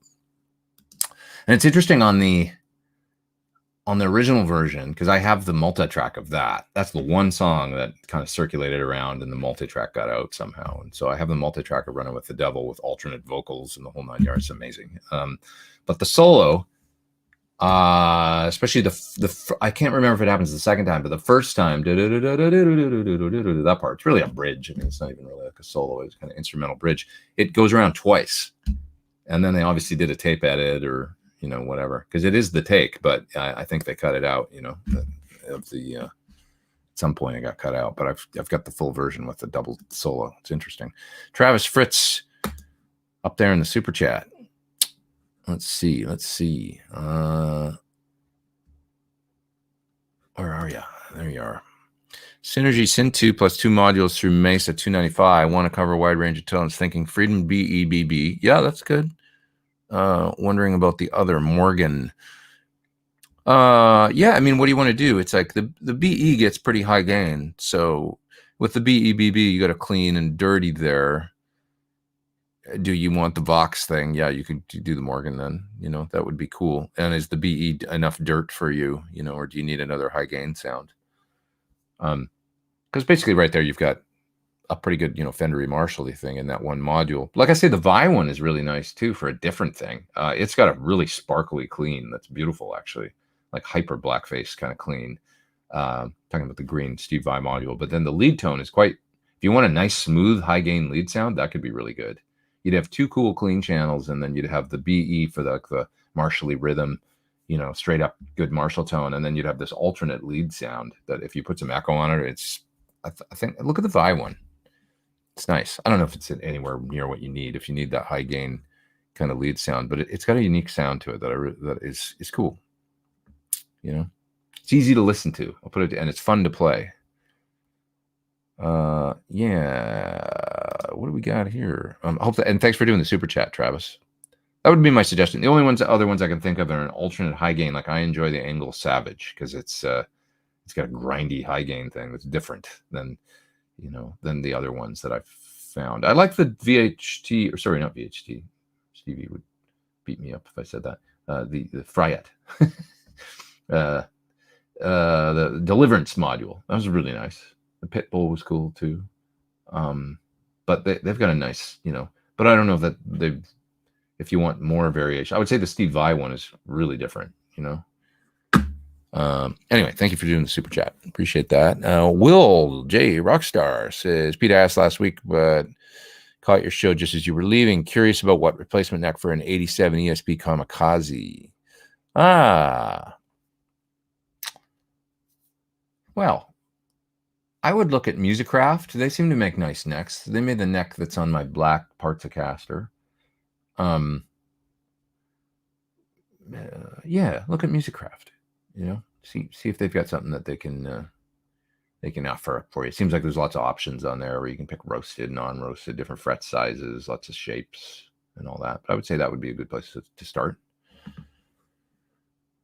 I think. Favorite singers, blues, R&B, rock. God, man, that brings up a lot of. I mean, my favorite singers. I love BB as a blues singer, he could tell a story like nobody. I mean, I remember going to see him live when I was 13 years old and just being transfixed. I sat right in front of the stage. It was so great. He's a storyteller, It was like the songs. And I went with my dad, and it's a great memory of a show. I think about, another great time with my dad. We went to see George Jones. Talk about a great singer, great songs, great stories, totally different. But you're starting to see a theme, maybe that the singers that I would pick aren't necessarily the Mariah Carey's or something like that. I love singers. I love great singers technically, but I love, I mean, Dylan or, John Lennon or people that emote, as long as it's emotive and, great singers, somebody with an original voice that, it's them right away. I like that a lot. So of course I had a great fortune of working with some epic great singers, and you become even a bigger fan when you do. So Chris and Don Henley and Melissa Etheridge, is an unbelievable singer. My Tyoshi Negabuchi is an unbelievable singer too, with unbelievable power and emoting. I mean, like how he does that all night. The fellow that I played with over in Japan, as well as Polnareff, the fellow I played with in France. I mean, he's an amazing singer too. And he's, because he's obviously telling stories and emoting in ways that, makes people cry in the crowd. So that always knocks me out. Who else? Amazing singers. Well, I love Thornley, to go to somebody that can technically sing like just about anything. He's amazing. Rock singers. I mean, Bon Scott, Dave Lee Roth, who else? Dio. Who else?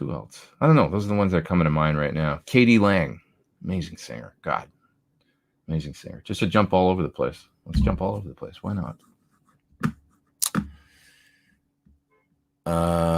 Yeah. Dickinson says Prince. I think that's what you were saying. Alicia Keys is a really good modern singer. Alicia's great. I actually got to do a few songs on a record with her. So I've jammed with that lady in the studio. That was fun. On As I Am, I can remember sitting there and playing with her, and that was cool. Lady Gaga, she's an amazing singer. She was an amazing singer. Freddie Mercury, of course. Halford's an amazing singer. Doug's an amazing. Ty's an amazing singer. Actually, all the guys in King's X are amazing singers. God, go watch some old videos from them.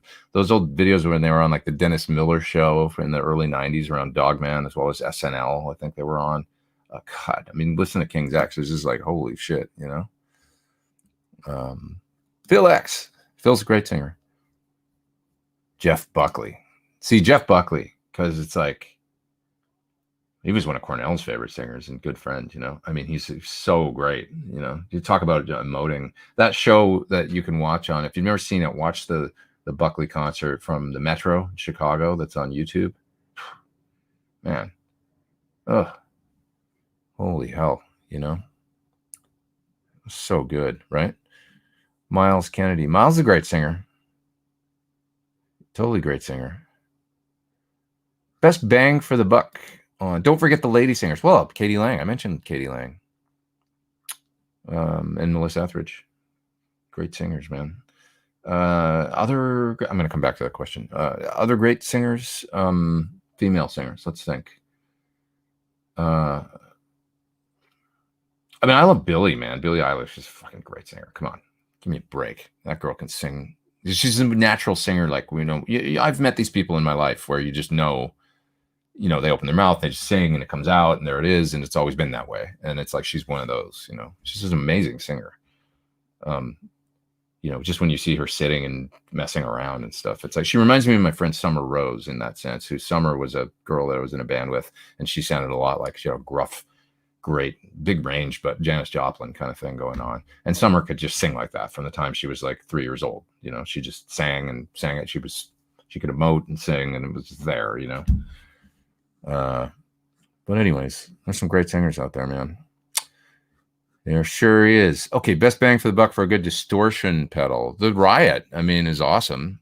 The Friedmans. I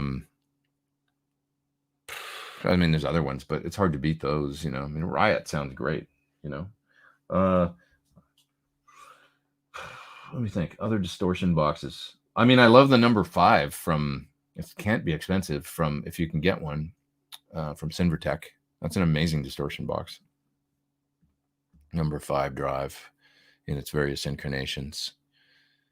Jim's asking if I think the Fender Mustang amps would have the same amp models as the Mustang Mini. Yeah, I believe they are the same. As far that's what I read anyway. It's kind of what I understand. Somebody's mentioning Etta James is a great singer. I love Etta James, and I saw her before she passed away. She was amazing. Halsey's cool for sure. Pink's awesome. She is awesome. I had to do one song in the studio with her too, and that was we cut as a trio, guitar, bass, drums, and her singing. It was so fun. I was like, I want to be in a band with this lady. She's awesome.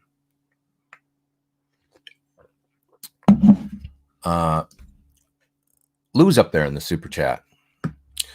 He says you got a PT Standard in garnet red. Love it, man. Set up perfectly and even in tune right out of the box. That's awesome. I love that about Sirs. They do come set up well and generally in tune.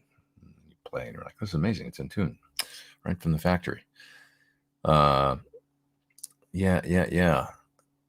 That's well, I'm glad you got the guitar, and I hope it's a great tool for you for many, many years to come. I think the red is still my favorite these days. I love the garnet red. I love red guitars. I just do.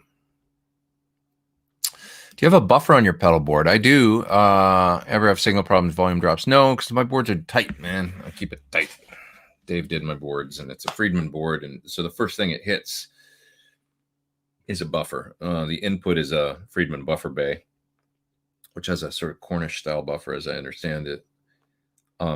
And from there, actually, it goes into a couple pedals that are probably buffered anyway. And then I've got my Musicom Lab switcher, and it's got a buffer in it, and it's like everything's buffered. It's all buffered and tight. And I don't have any problems with signal drop or anything like that. But I do recommend if you run into trouble going to somebody that is a rig builder and just get it done, because you get it done once and right, and then it's good, you know. And then you can use that pedal board for a long, long time, you know, and you don't have to wonder if the cables are going to give out on you at gigs. And I mean, it's always failures, but you know, it's like if it's done right and tight, you know, it's good stuff. So I would recommend that. T-Top says, hey, Pete, if you were racking a fry-up power station, would you leave an empty slot above it? Yeah, I would actually. Yeah, because there's a lot of vents. I'm looking at mine. There's vents on the top. I would. It might. The way they designed it, I want to say that they've left some space at the top because it's in a 2-rack space chassis, and there may be space that he already kind of built in. So that would. It's not really a question. Maybe best for me. You might want to ask Stevie. You know, ask Fryat customer service what they recommend. But I seem to remember the chassis leaves some space around the unit, so he probably. You know, because it's not 2 rack spaces tall, that's for sure. It looks to be about 1.5. So there might be a little bit of clearance, like this much or whatever, on the top and the bottom. And I believe there's vents a little bit in the side. There's none in the back. So it is important to vent through the top, I would say. If you can leave an extra space, just do it and put a blank panel there or something. Wouldn't hurt. Yeah. What's this? Have you played a Kiesel? Oh, I think you're saying Kiesel, right? I haven't. Never played one. But I know they're basically carven, right? Born out of the ashes of carven, I do believe. And as far as I know, right? What do I think of the Friedman NoHo 24 with Les Paul scale? I really haven't played that, but a Les Paul scale will always make a guitar have a little bit different attack, not as twangy and stratty. It's got a little bit more of that Les Paul thing, you know. So it's a 24.5 scale. It has a little different sound to me. A little less of that Fender twang is what I always say. What about running a true bypass looper like the Loop Master system? Well, a true bypass looper is always cool, but you know, I always believe in some degree of buffering going on a pedal board because long cable lengths, you're going to lose some high end. I don't like losing signal. So, you know, as John Sir told me once, get the cable that length that sounds good to you, because cable sounds good, you know, a certain amount, 18 feet, 20 feet, whatever. Maybe it's 25 feet. Maybe you like a little more high end roll off because you're going to get a little bit of, like they said that you start to really hear it after 18 feet. Get that cable length and then buffer from there on out. After that, a good buffer to go downstream. And it could be a thing where, depending on what's on your board and how it's configured, you might want to buffer at the beginning of the board and one at the end. It depends. If you run any pedals in your effects loop, depending on how well your effects loop is buffered, on that can be another factor. So it's tough to give a blanket like do this, But the one thing I can say is you want to figure out what cable length sounds good to you. If you're using a cable, not a wireless, figure out what cable sounds good to you. Amount of cable going, like plug right into your amp with a cable. Take the pedal board out of the equation, plug right into the amp, and listen to different cable lengths and go, okay, that for my sound, the way I like to set the amp and my guitar and my pickups, this sounds good to me. This one's, try a few, 10 foot, 15, 18, 25, whatever, and you're going to hear a difference in the amount of high end. It's fairly noticeable. Like the difference between the 10 and say a 25 would be very noticeable. I don't care about the brand. You're going to hear it. Like the capacitance, you get a little more high-end roll-off. People sometimes say there's more mids. There's not. It's just that you're taking away other frequencies and you're hearing when you close down the top end a little bit, you can hear it as more mids. A passive cable ain't going to add anything. There's only taking away. That's it. So I guess you could hear it as accentuated mids because there's not as much of something else. But so what you want to do is find the cable that sounds good to you. Now you want to plug that into your pedal board, and whatever pedals can handle a buffer in front, like a Fuzz face or a Univibe, get in there first and then buffer after that all the way to your amp. Make sure everything's buffered. And whether that's a Boss pedal or, another type of buffer, or whether it's a Strymon in buffered bypass mode, or that can work too. It just depends. But, you want to find out whether your pedals are true bypass, or if all your pedals are in true bypass loops, you're going to need another type of buffer to because true bypass isn't always necessarily a good thing. It just means that there's no buffering, and no matter the more cable that you pile up true bypass, to the amp, you're going to get high end loss. That's all I'm saying. So that makes sense. Greg's saying, since Eddie didn't use a load box on Van Halen 2, do you prefer Van Halen 1 sound or Van Halen 2? I don't know that I don't necessarily subscribe to the theory that he used a load box on Van Halen 1. I know that a lot of people think that was a thing, but I don't necessarily think so. I don't really think that the sounds, I think we pretty much, you can get the sound without doing that. And he told multiple people, like, Friedman, and remember also, Rudy Laren telling Friedman and that it was basically like everything in front, right into the Marshall, the cabinet, no load box thing. So I don't know. And people talk a lot over the years, and Eddie liked to keep it a bit of a mystery too, I think. But long story short, I think the sound that, Dave and I got in the Van Halen, the deep dive amp video, just by doing the pickups and the right speakers for that sound, I think that explains the Van Halen 1 sound. Now, which sound do I like better? I love the Van Halen 2 sound, and I love the Van Halen 1 sound. The Van Halen 1 sound, though, is brighter. And I don't think Ed liked it, So talking to Dave, he said Ed said that to him directly from his mouth. Didn't like the sound because it was too bright on that record. That's what Dave said. So that Ed told him. Have I ever toured with a rack-based rig, says Slaphand. Just coming back to the Van Halen thing for 2 seconds, I find it hard to pick. I love both those sounds. I like the raw Van Halen 2, a little less gain thing, and I love the Van Halen 1 sound too. And I think I just can't imagine the records being any different. They're both great pieces of art to me, and I like the later sounds too. Even getting into Diver Down and 84 and stuff, they're just a little less distinct, those sounds, I think. Ever toured with a rack-based rig? Yeah, so around 2000, yeah. When I moved to LA, I had a rack. I had a 12-space rack when I was a kid that I had a Mesa 295, a studio preamp, some Digitech effect thing. It was silly, but I had that and two 212s from Mesa, those half open back ones. And then I sold all that. And then eventually I got back into a rack So my next rack was the late 90s, mid to late 90s. I built a little 6-space that had a Rocktron Replicfx, a GCX loop switcher, 8 loops, pedal drawer, all that. And I had the GCX switcher on the floor with maybe a volume pedal or an expression or something and a tuner, and that was it. So that was a little rack rig, a little 6-space rack. Then into the 2000s, when I joined this band 40 Foot Echo, I built another rack and did a tour with them using that rack.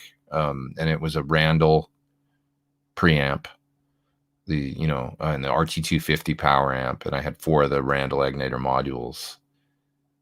I don't even remember what was in that rack. I think it was a Lexicon MPX G2, I think, and then a pedal drawer. So I had some pedals in the MPX G2 for kind of post delays and rack effect stuff and all that.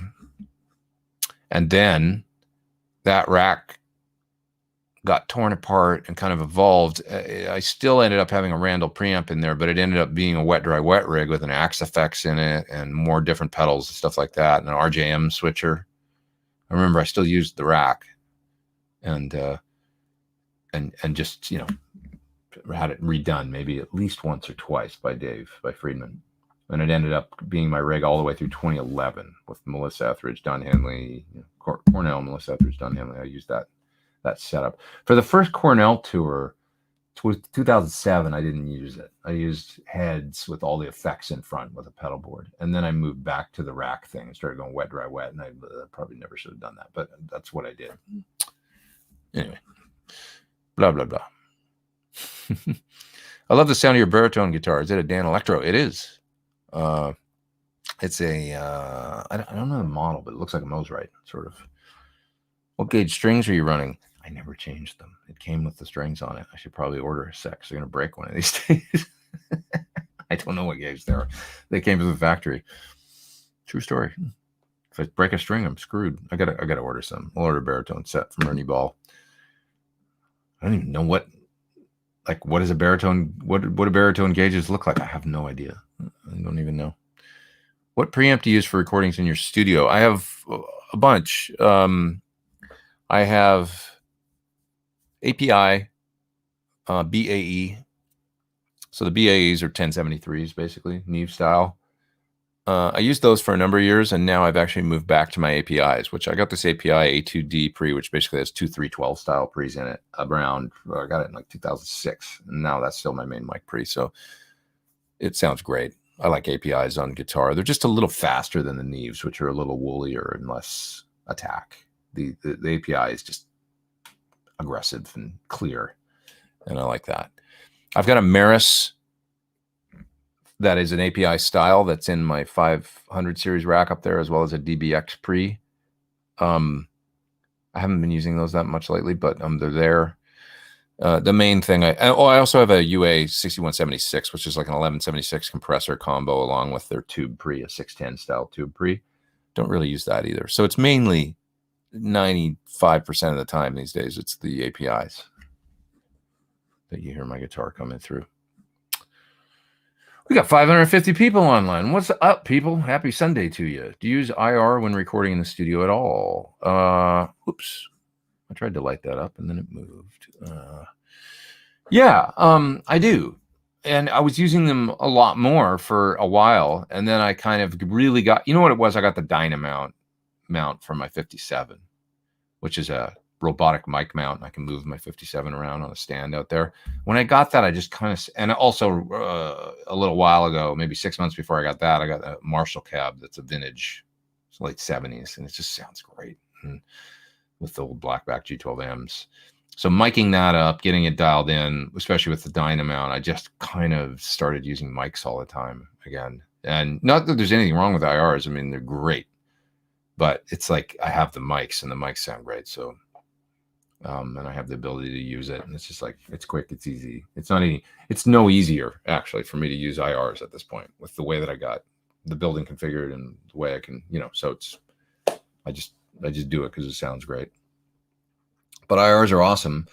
And I still do things sometimes. Okay, sometimes if I'm doing certain pedals, I'll use modeling plugins to do a lot of stereo pedals where I'll plug in a pedal in front of 2 inputs on my Apollo, and then I'll use PT100 plug-in and the IRs that come with it. Or I'll use sometimes the Friedman DS40 plug-in is a really nice one. So there you have it. Just depends. Just depends. Would you like to get a Reb Beach signature model, sir? I love Reb. I think the neck might be a little thin for me on that guitar. I think it's like an extra slim kind of thing, but I like Reb a lot. I mean, I love his playing, and I love his. It could be cool to try. I mean, it'd be a EMGs and the Floyd and the whole thing, you know. I mean, definitely cool. He's such a great guitar player. He's awesome. Would you mix cable brands? I can and do all the time, every day. I've got like cables here from a number of different companies. I just started using these cordial cables from Germany, which are awesome. So that's like, they've sent me some really nice cables and maybe I'll gradually start to move that way. But I've been, for a number of years, I had a bunch of cables around here that just became my, you know, like on my pedal board, it's all Providence, and I always recommend that because they make these very small little ends and the cable sounds great. So it's like, it just works on pedal boards beautifully. So the Providence cables, very, very nice. What else? I don't know. I always like for just music store, like I don't even think is Planet Waves even a thing now? Does Diodario? You think I could say that, right? I can't. Diodario. Did they just call stuff Diodario now, or do they still do the Planet Waves thing? I'm not sure, but their cables were always really good. I thought for like store-bought cables that you could, you know. So I've got a bunch of those. What do I think of Phil X? He's my buddy, man. I think he's my Canadian guitar brethren. Underrated or overrated? He's not overrated, that's for sure. He's an amazing guitar player, and he can sing his ass off, and he's funny as hell. I don't know where he gets his energy from. He's very creative, you know, always writing. He's keeping the rock flame alive. He's a riot, you know, and he's a real bona fide fun personality that lives and breathes guitar, and he's a very fiery player, and he's, you know, he has that rare combination of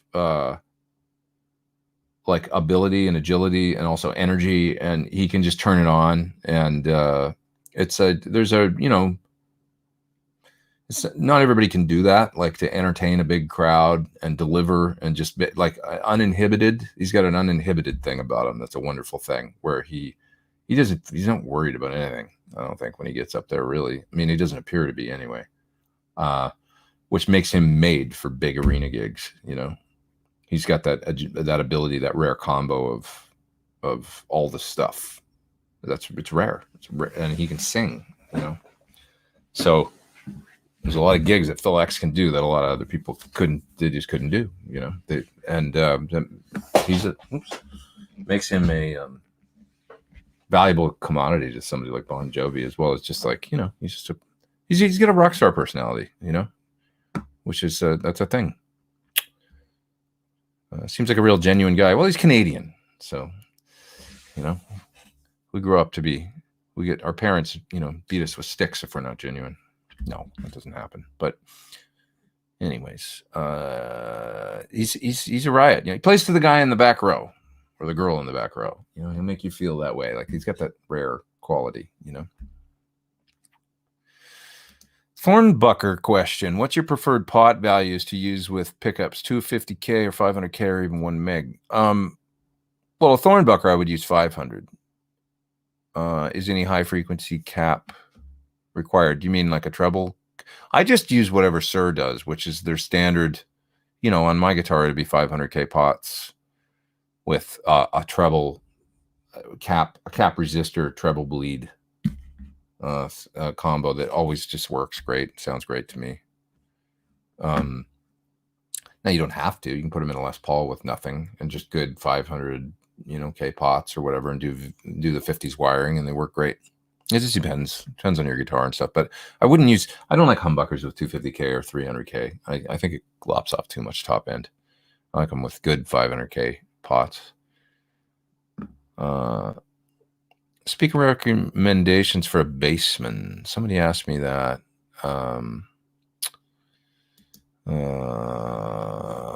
ages ago. I don't know, because I feel like I wanted to. This was a question, like I was saying, I was going to ask Richard Fortis because he's a real tweed aficionado. And I just recommend, like, if it's a newer bassman, I always think the Celestion Golds sound great. The 10s, they're really, really good sounding speakers. So I don't see that you could go wrong, but I don't think it's probably the most accurate. You know, they're not a Jensen or CTS or whatever came in those amps. And I don't know very much about Fender speakers, like American 10s, you know, so I'm not an expert in that. I just know the Golds sound great, and they're a speaker with great tone. I mean, a lot of people, like, you know, they'll replace the speakers in a Fender, like a deluxe reverb or something, with a vintage 30 and go like, oh my God, that sounds so much better than whatever, you know. And I think that's kind of a thing. Even Fender these days is using the V types and stuff, you know, in their amps and in certain ones. So here's the thing. I've never plugged in an old, okay, maybe the vintage ones, but generally speaking, newer American style speakers, when I run drive through them, I don't like the sounds. And I'm just so tuned into the Celestion drive sound that that's what my ear wants to hear. And when I don't hear it, it's like, and you hear more differences with drive than you do clean. So, like, you know, typically Eminence or Jensen style thing or something like that with a drive sound just doesn't, it never quite works for me. So I always I'm just a Celestion guy, I guess, you know? And so I guess that, you know, that, yeah. So Prince Westerberg is recommending Jensen Alnicos. Amazing. And he, you know, it's not something that I've tried. So it gets a little bit out of my, wheelhouse, so to speak. But I know I like the Celestion 10s, both the greenback, which is a great little speaker. That sounds great. And the gold, hard to go wrong. I mean, Alnico, 50 watts, good stuff. 50s wiring is great with the Thornbuckers, says Jeff. Yeah, I have that in my Les Paul, original Thornbuckers, 2009 Les Paul, and they do sound great. They work great like that, roll down and everything. Thomas says, I enjoy your show and product reviews tutorials. Thank you. I got to run some errands, though. Take care, man. Hey, have a good day. We still got 573 people online. Awesome. Awesome. Mike the Bike says he is Greek. That's right. Phil X is of Greek heritage. That's true. But he's a Canadian. Like me. Somebody reminded me yesterday that I'm American now, too. I forgot for a while, to be honest. It's just like, oh, yeah. Like, don't get offended, Americans. But sometimes when you grow up in another country and then all of a sudden you become American or something, it's not like you think about it every day necessarily. I was like, oh, yeah, I am an American.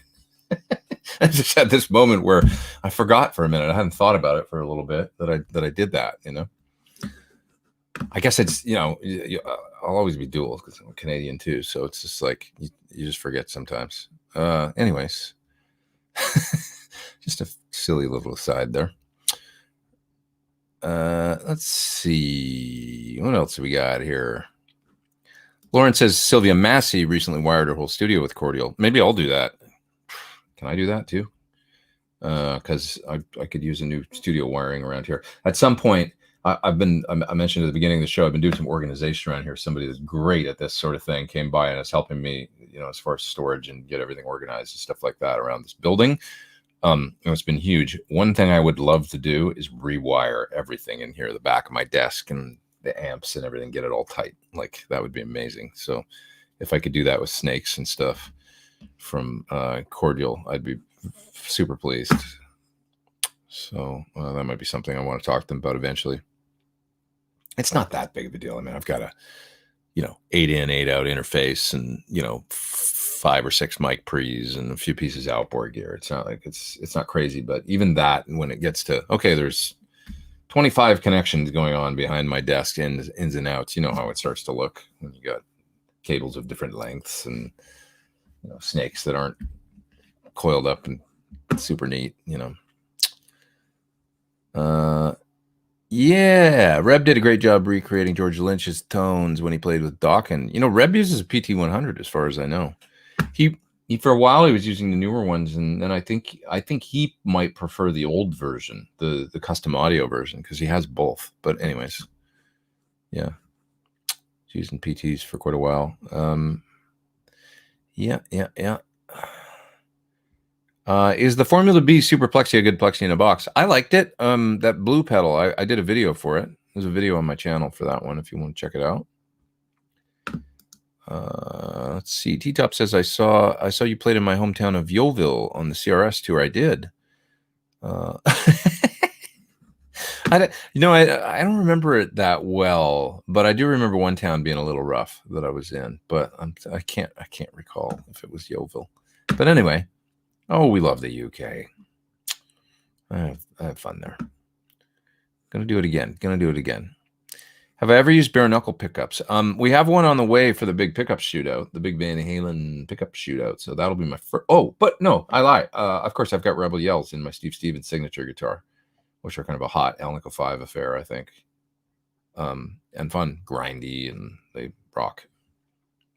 So I do have those in one guitar, yeah.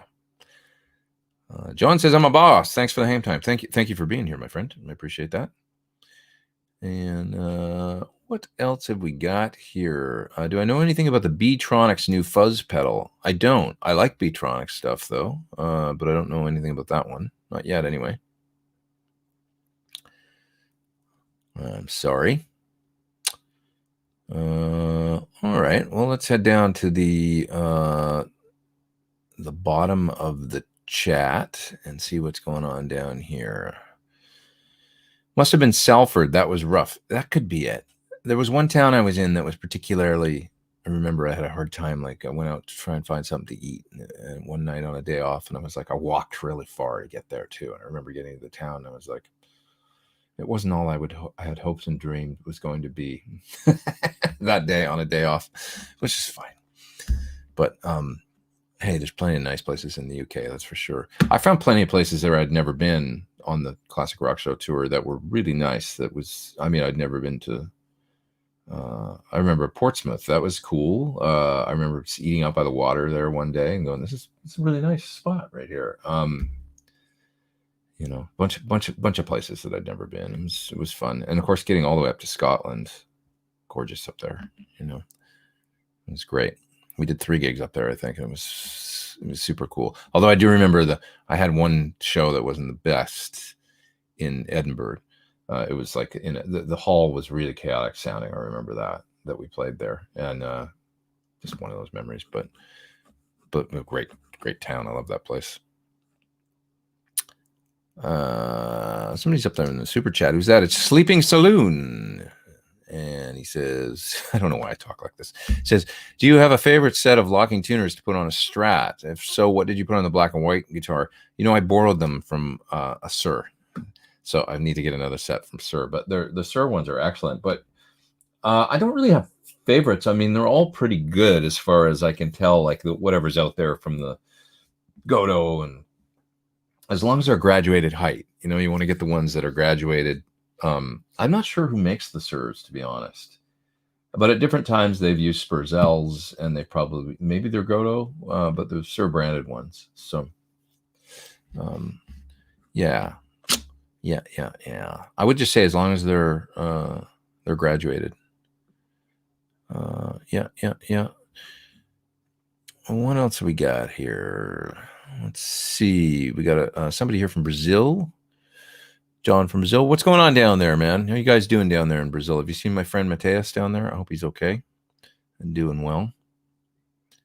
I have seen some Rivera demos on your channel, says Cole, but never of their amps. I would be curious to hear what you think of their amps. I tried a recording amp from them a while ago. The recording one that has the built-in load box and stuff, and it's like a 6V6 22 watt. That amp sounded quite good, especially on the clean channel. I tend to like the Rivera clean sound. Is quite Fendery, and they do that really well. I think Tim Pierce did a nice video of that amplifier on his channel that you can hear. That's my general consensus, I think. The Fendery cleans I dig. Yeah. Would you like coming to Mexico City That's from Diego. I would, and I've been there once. I visited Mexico with Chris Cornell in 2007, and we had an awesome gig there. It was the last show of the 2007 tour, which kind of, in retrospect, I mean, I had some amazing times with Chris over the years, but that first tour, the 2007 run, was really, and especially the South America run, Mexico City being a big part of that, maybe my favorite time during all of that. We had a great time in 2007 from April till December or so. We might have finished end of November or early December in Mexico City, I think. Last gigs of that year. And in particular, I've got some great photos from that night in Mexico. And I remember there were a lot of bootleg stuff being sold at the show, which I loved. I still have a coffee cup. I bought a Chris Cornell carry-on tour coffee cup for $5 outside of the venue. And like all the bootleg stuff set up all the way down the street. I remember they had better merch than Chris did. Like, you know, the bootleg stuff was exceptional. And I bought a Soundgarden Bad Motorfinger shirt also for $5 that I wore on stage that night. And it's some of my favorite photos because there's a picture of me like with my Les Paul and I'm bending and I'm like grimacing on my face and I've got this Bad Motorfinger shirt on and Cornell's like on top of me. He's got his hand on my head like this. And I'm like playing and he's making some rock face, you know, and I'm playing some bend on the guitar. And it's just one of my favorite pictures that I've got with him. It was from that show in Mexico City. And I remember it was like kind of a big club. It was like maybe 2,000 capacity or maybe 1,500 or something.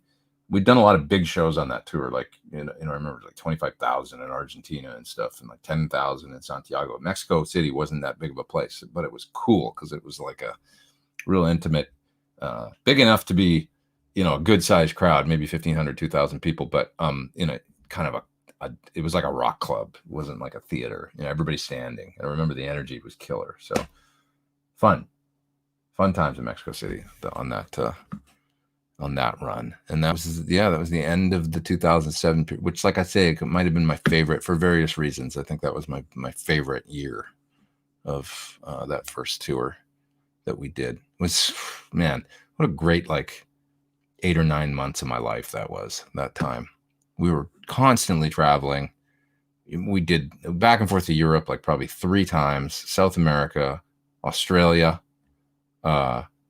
you know, playing with like, all of a sudden I'm playing with this guy and it was just like, you know, Brian May's at the gig or Jimmy Page or like all that happened that first year.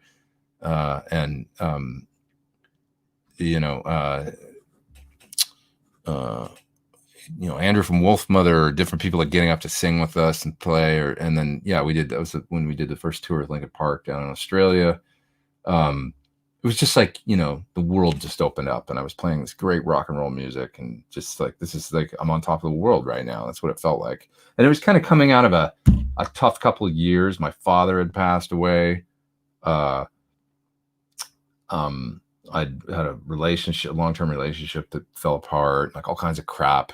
So 2006 was kind of a rough year. And then spring 2007, the world just, you know, got vastly better, like all of a sudden for me. So anyways, it was a great times, great memories.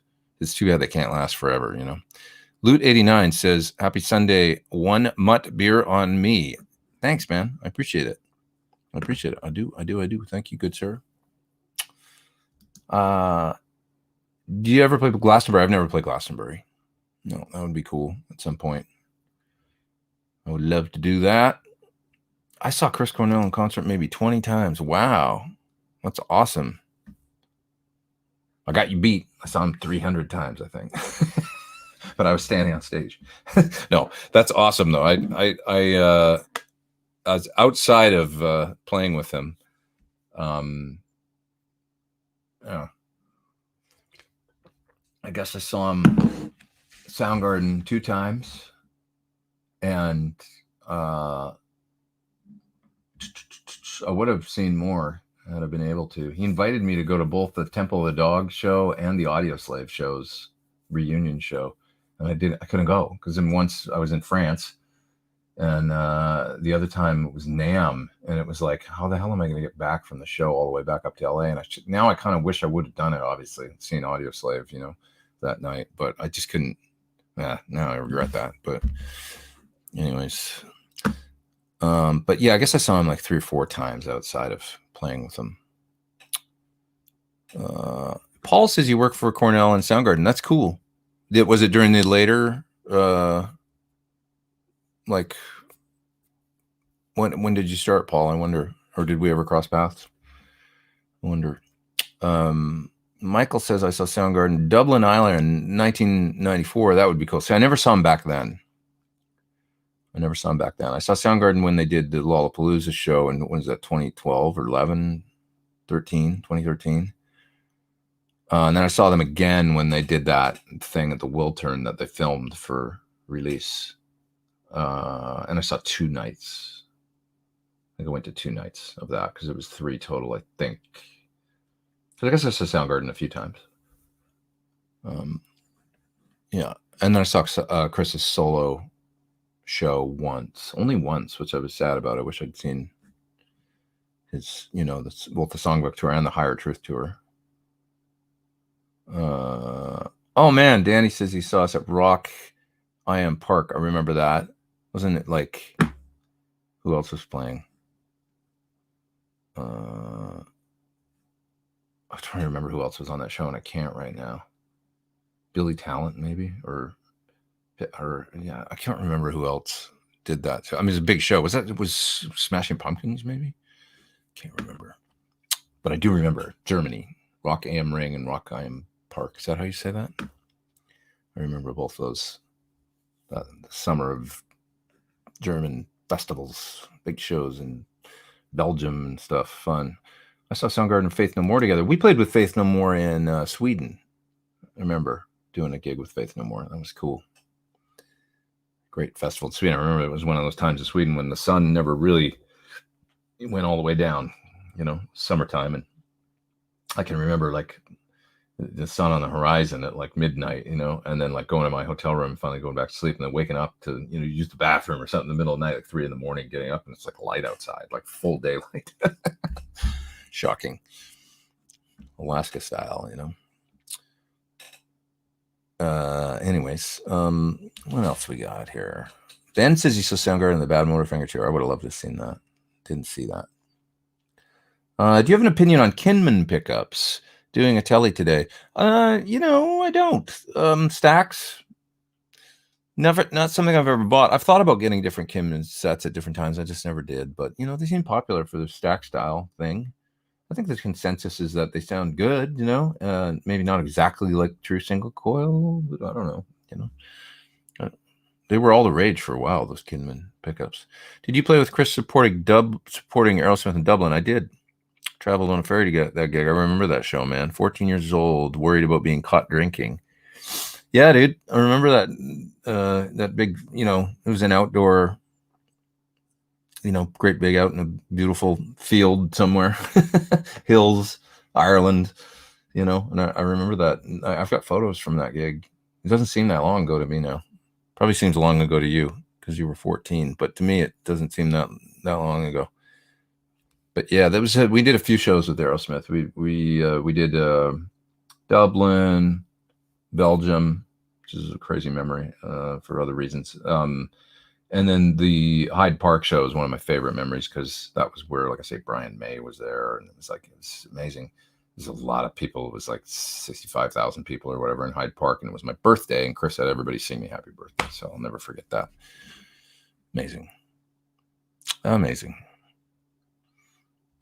Okay. Did I miss a super chat? No, I don't think I did. Let's loot there, but I think I got to that one before. What else? How much did you sell Kurt Cobain's guitar cabinet for? Whatever a Marshall cabinet sold for. I didn't really think about it. To be honest, I don't remember what happened to it. I have no recollection. I was thinking about that the other day. I had one of these Music Bank Nirvana cabinets. It was it used to belong to Kurt Cobain, and I bought it from. They were used by Nirvana, I guess, on tour, and I bought it from Black Market Music, probably in '97 or so, and it was just a Marshall, 1960 AV with vintage 30s, and I used it as my cabinet for like at least till 2001 or something, and then I sold it, and I don't remember to who or when or how, or probably traded it in somewhere for something. Oops. You know, I would have paid you double, says Super What?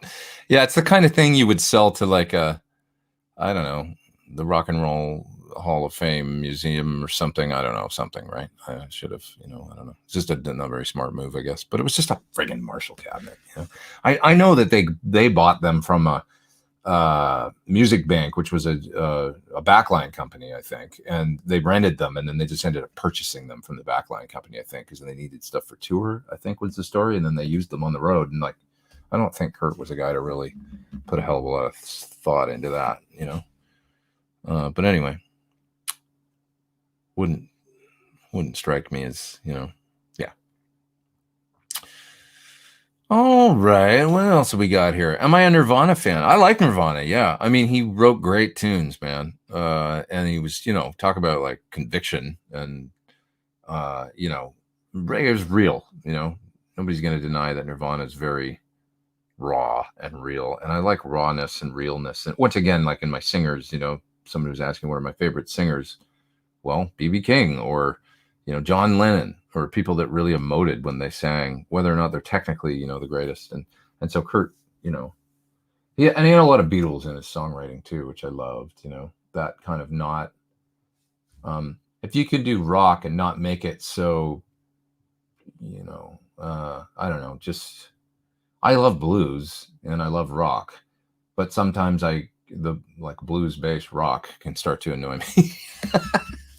Even though I love it. Come on, I love it, but it's like, I love when I love rock that goes outside of the lines of, that sort of like, you know what I mean? Like I don't know, just harmonically and stuff when there's a chord that's thrown in there that isn't, the Norm and stuff I love. So, yeah. Can you keep talking about Chris Cornell for the rest of the live and maybe the next 10? Oh man. Yeah, I know. That's true. 18th of May will be 4 years. Yeah, I just, God, it's crazy. It seems that much. It doesn't even, well, it seems like a long time, but it also doesn't, Anyway, I would love to see the photos of you and Chris Cornell. Well, I'll show you a couple. I have that's easy. Let's see here.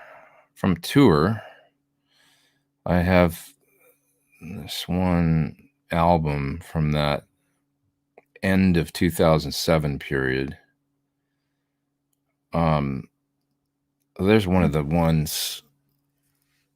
That's one of the ones where I'm saying I'm wearing that, and it's not going to focus right. So sorry about that. But you can see I've got on here. I can actually just focus the camera. There we go. I've got on a Bad Motorfinger shirt that I bought for $5 outside the venue, right? And with the Les Paul, and that's the hand on the head pick, Let's see if I can find another couple cool ones from that tour. There's one from, here's an all shirts off one from, oops, stupid iPhone. Come on, I'm doing a show here. Don't mess with me. This is from Santiago in 2007. It was about 110 degrees in there, and just like so damn hot in that place. But there was like 10,000 people there. I remember that. It was one of the bigger shows that we did, and it was crazy. Oh, there's a funny one. There's another shirts off rock picture. I'm getting the headbutt into the Les Paul.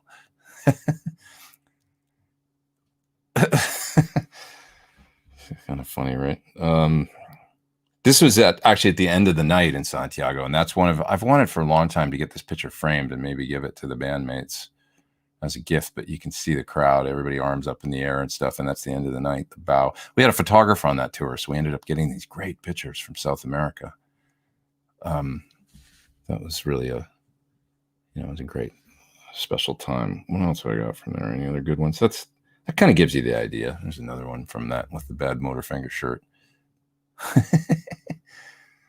I love that I got that shirt. I bought it just a half an hour before the show and just thought, and it's too small. You can tell it's I'm busting out of this shirt. I guess I had wishful thinking about the right size, but that's Mexico City. Pretty fun. And I've got lots more from over. I guess that's enough. That's enough show and tell. But I've got lots more from over the years of the different tours and stuff. Pretty fun. Fun stuff. Yeah, dude, that is better than any drug. That's great memories because I remember being there too. So that's I guess the better than any drug, right? The memory. But yeah, the pictures. I love the photos, man. I should get them framed and stuff, right? I've got them and should just thought, that's something I should do. I saw a picture of the band all shirtless except for Cornell.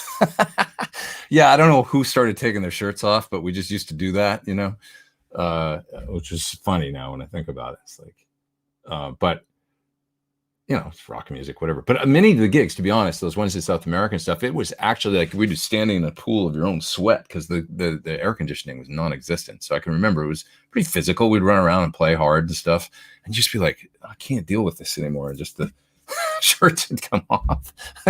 And there was one picture in Ireland, I remember, where Chris is like fully, clothed, and the whole band's like standing there with no shirts on. What the hell's going on? It's funny. It's like we thought it was the 70s or something. I don't know. It was fun. Chris Cornell did not wear a shirt for all of 1991. That's true, right? Boots, though. Yeah, man. Anyways, it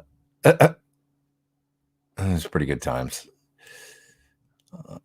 What else we got here? Let's see. You think Kurt was bad? Check out the gear used by Black Flag Dead Kennedys or any 80s style punk band. They were not about gear. Yeah, that's right. Kurt didn't really, I think he used a studio preamp, probably because it had a decent clean sound, into a solid state. Didn't he use a Crown power amp or something? This was like Nirvana tours. Who knows what he used in the studio, but I know for the touring, he used to use a preamp and a power amp, and then he just hit it with his fuzzes, drive pedals or whatever. And that was it. And probably whatever Marshall cabinets they rented and just, speaker cabinets, send some over, I'm sure you didn't care if they were 75s or 30s, or maybe he did. I don't know. Maybe we're selling them short, but I don't really think he thought about that stuff very much. Obviously he had some cool pedals like this. Didn't he use a small clone or something on, Come As You Are, or is that what that was? But, he's into some guitar sounds and stuff. But anyways, yeah. Wish Kurt let Dave Grohl share some of the spotlight with singing and songwriting. Yeah, that would have been cool. I don't know. Maybe that wasn't a thing. Like maybe Dave didn't, maybe it was getting out of Nirvana where he's like, well, I write songs sometimes too, and I'll just make my own record. And then he did. Like maybe he wasn't like there yet. Because I've thought about that too. Like, but maybe he just wasn't in the zone yet to do that. I've got a good Dave Grohl and Chris Cornell story. One time we were on tour, we were in rehearsals for tour in North Hollywood, and we ended up going to this great taco shop that's on the corner of Magnolia and Coldwater Canyon. If people know, there's a strip mall there, and there's a pretty cool little, kind of family style Mexican joint in the strip mall right there. And it was me and a guy named Scott and our drummer Sutter and Cornell sitting in this taco shop, and Dave Grohl came walking in. And it was just funny because here we are in the middle of North Hollywood, and who would have thought like Chris Cornell and Dave Grohl meeting up in a strip mall, Mexican restaurant in, like all those years later after that. We're like, hey, dude, what's going on? And then of course they knew each other well. And then I think Dave ended up directing the video for My Crooked Steps video from Soundgarden and King Animal, so obviously knew each other well. But it was cool, it was neat sitting in there like eating tacos with these two legendary Seattle dudes. Pretty cool. Tony is up there in the super duper chat, and he says, wanted to say thanks for your review of the Line 6 Pod Go. I was trying to figure out what floor unit to get as an aspiring gigging musician. That's a great one. I mean, it's basically Helix tones in a slightly simpler unit. I confirmed that by trying the same models and cab sims and stuff, and it sounds exactly the same. So, part of me thinks I should have just used, well, I guess it makes sense because pod is a long-standing name that they've used forever, right? So, but I was thinking this is basically like Helix Jr., you know. So, my niece heard. I think somebody was asking about my chair. That's correct. This is my chair from IKEA that I love. It's very comfortable, not too expensive. Once again on Nirvana, I think he used Mesa Studio preamp. That's correct. Yeah, Cobain used a studio preamp with I think it was a Crown or Crest power amp. Get them mixed up, those two companies. Solid state power amp, you know. There you have it. That was that sound. Yeah.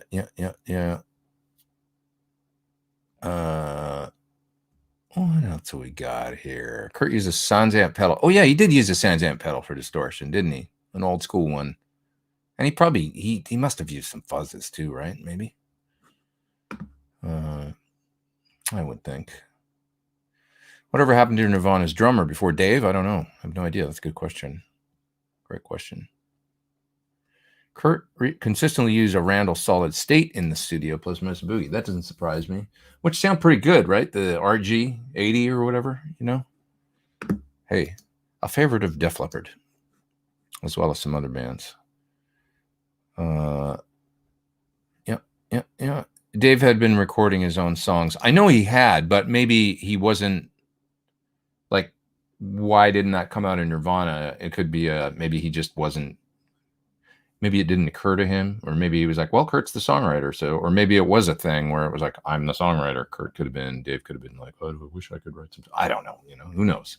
Does anybody know really the answer to that? It just seemed like he, it seemed almost like he put out the Foo Fighters album as like the first one that he played everything on, as almost like I'm going to do this now because this, what else am I going to do? I'm going to go make a rock and roll record. Of course I am, you know, but then maybe like the fact that like, oh, this is like really like taking off and going somewhere. I bet there's a part of me that says that maybe he had no idea that it would be something that he was doing 25 years later. And that would be his path, that he would be the lead singer of it. You know, that probably, I mean, you would have to think that it was so well received and it blew up. So, you know, I mean, the first album did really quite well, I think. And then like by the second one, they were a big rock band, right? It's like, he must've been like, wow, this is, I don't know. I mean, I'm speculating, but it seems to me that,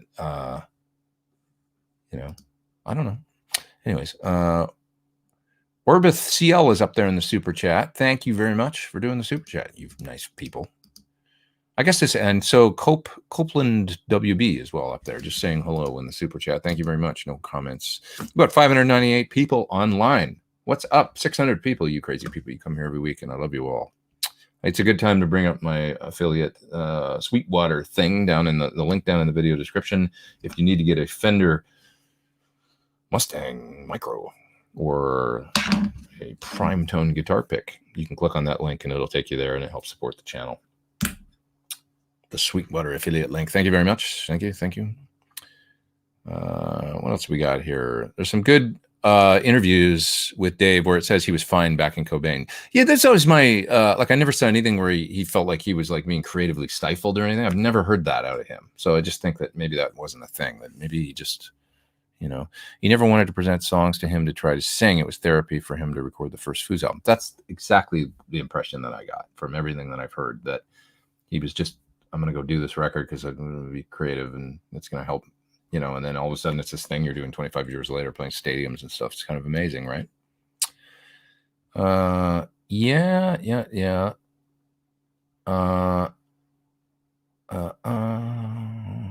Gary Moore was a player and singer with a lot of emotions. I love Gary. Gary was great, man.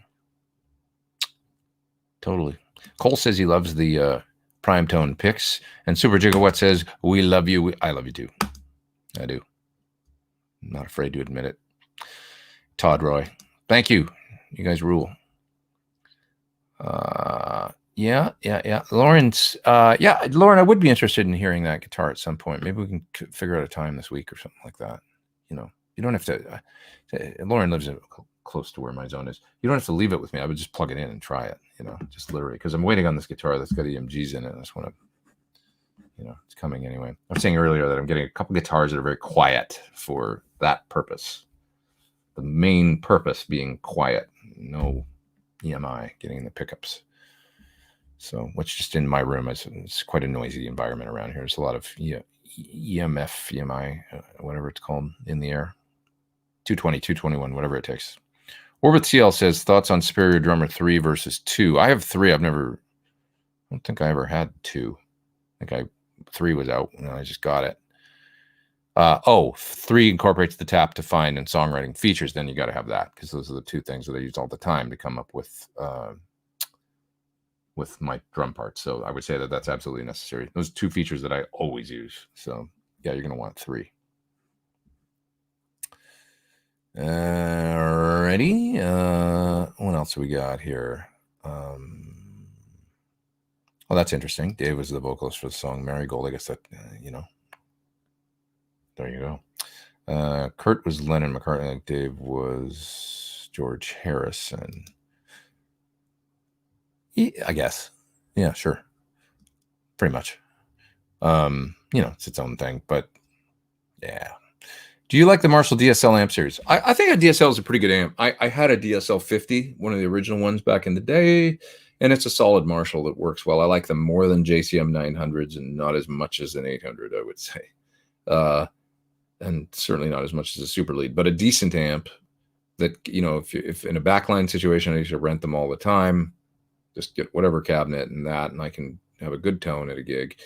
And I think they're relatively moddable. I know Dave Friedman's got a couple tweaks that he does to DSLs to improve the tone. Not that there's anything wrong. The lead channel's a little on the thin side, and like kind of got this. It's either got that subby switch that you put in, or you take it out, and then it's kind of on the thin side. Not crazy about that tone, The green channel, the one that's kind of known as being the the real cool, kind of sounds JCM 800-ish or whatever.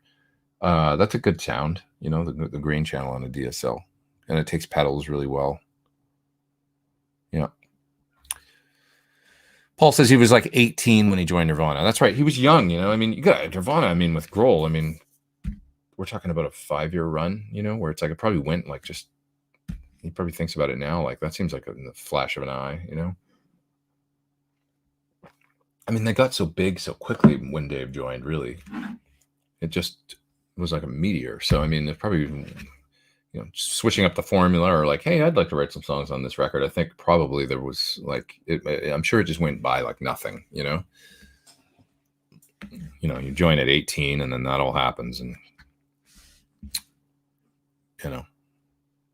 it was a very short period of time that Nirvana was with us, really out there in the public. I mean, I know they were around longer, but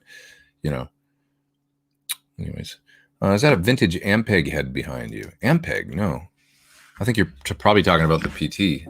This one. I know it's dark in here today, and I'll turn up the exposure next week because I backed it down too much because it was very bright earlier on my camera, and now you can't see anything in here. But anyways.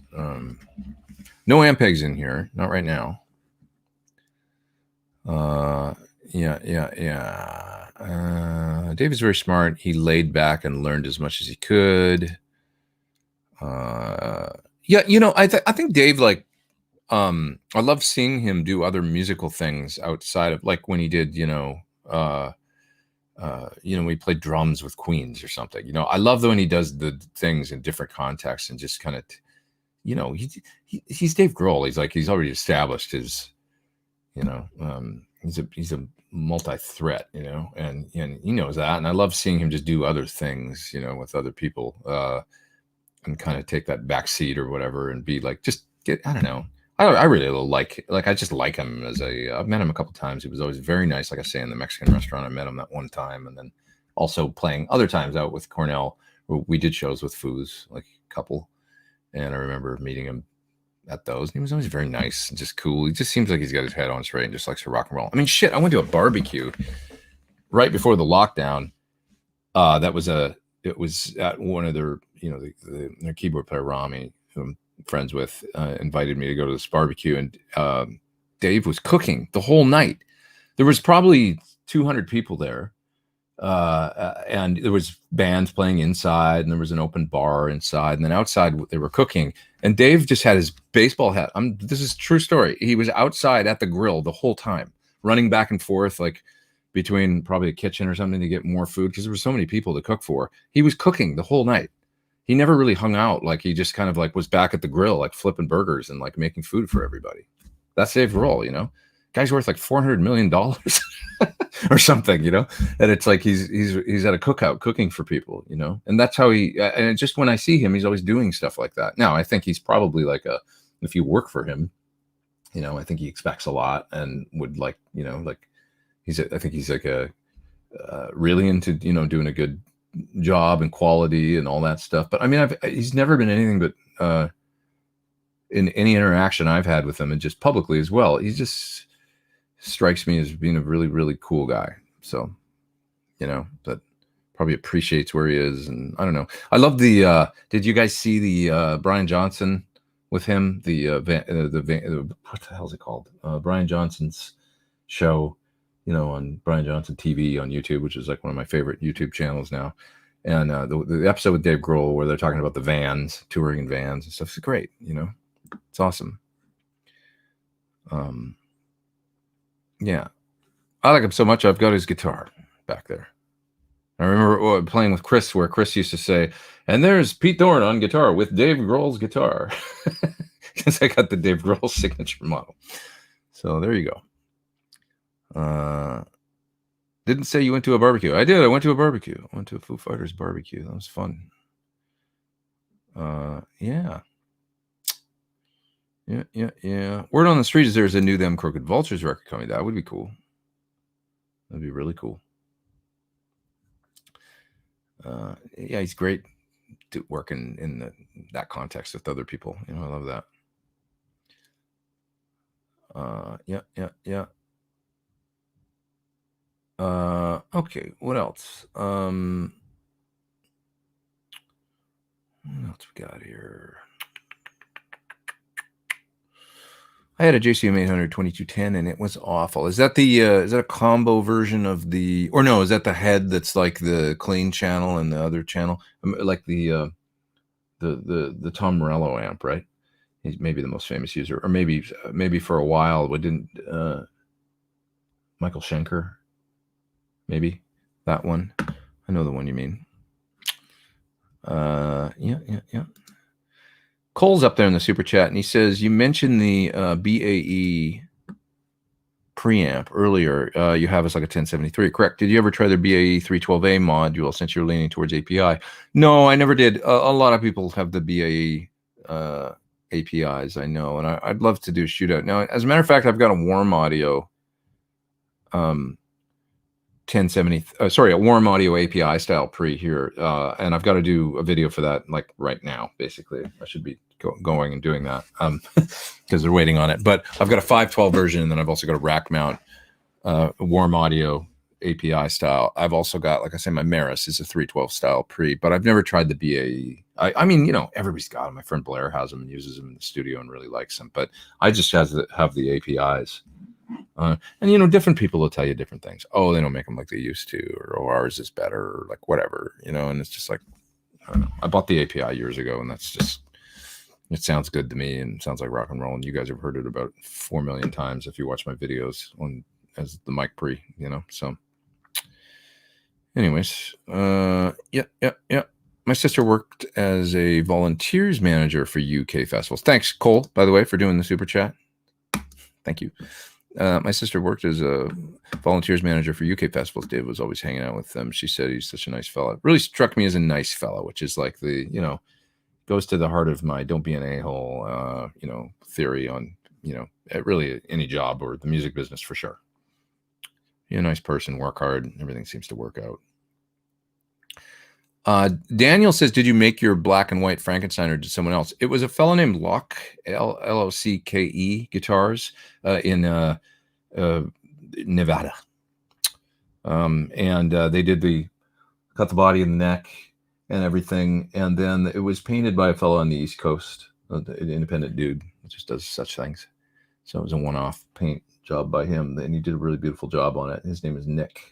And so if you were to contact the Locke people, they don't paint them, but they said, we know this guy that does that. And they put me in touch with him, and I started a conversation with him, and then he did it. Yeah. So that's that story. Locke is in Ohio. Wait a minute. I thought he was in Nevada. That could be. I might have it wrong. I thought he was outside Vegas. Is that right, Vincent? Why did I think he was in?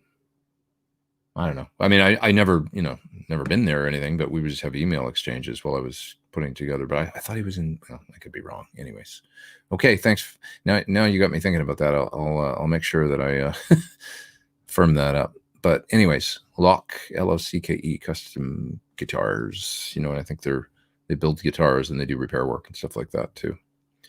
And I heard that they were, when I was searching for a guitar to do the pickup test in. I wanted something that was the heavy ash, northern ash, with the right neck and stuff. And he seemed to have in fact, it is a really cool neck. It's a wide, thin, kind of like 1 11/16 at least sort of neck. Maybe it's even wider. But it's fun to play. I just got to get it dialed in a little more, this guitar, with the bridge and stuff, and get the saddles on it and everything, so it'll really play and stay in tune. And then I think I'll actually probably use it, because it's fun to play. It's just and then of course, I don't want to discount. I've also got the EVH gear guitar here, that Frankenstein, which they do just a beautiful job on. It's different, it's interesting. This jobby, of course, right? It's basswood, lighter, and the sound, while not being maybe completely accurate to the old, is a good sound. It's just a different sound. It's that softer, slower attack. That basswood. Some people like it, other people don't. I think that guitar, it's fun to play. The neck is awesome. It stays in tune really well. It's a very good playable tool for that style of thing. This one probably, a little is more of a bear right now. So I just got to get a little bit of, if I can get the tuning squared away on it, and then also just a little bit of other setup stuff. But it is a little bit more, it's heavier, that's for sure. With the heavy ash, it probably weighs it's like 70s Les Paul weight. So it's, which is okay. I actually wonder how heavy Ed's was, the original. It'd be interesting to know the exact weight. Do you use Sound Toys plugins? I do. Decapitator, in my template, my recording template in Logic, I've got a couple of instances of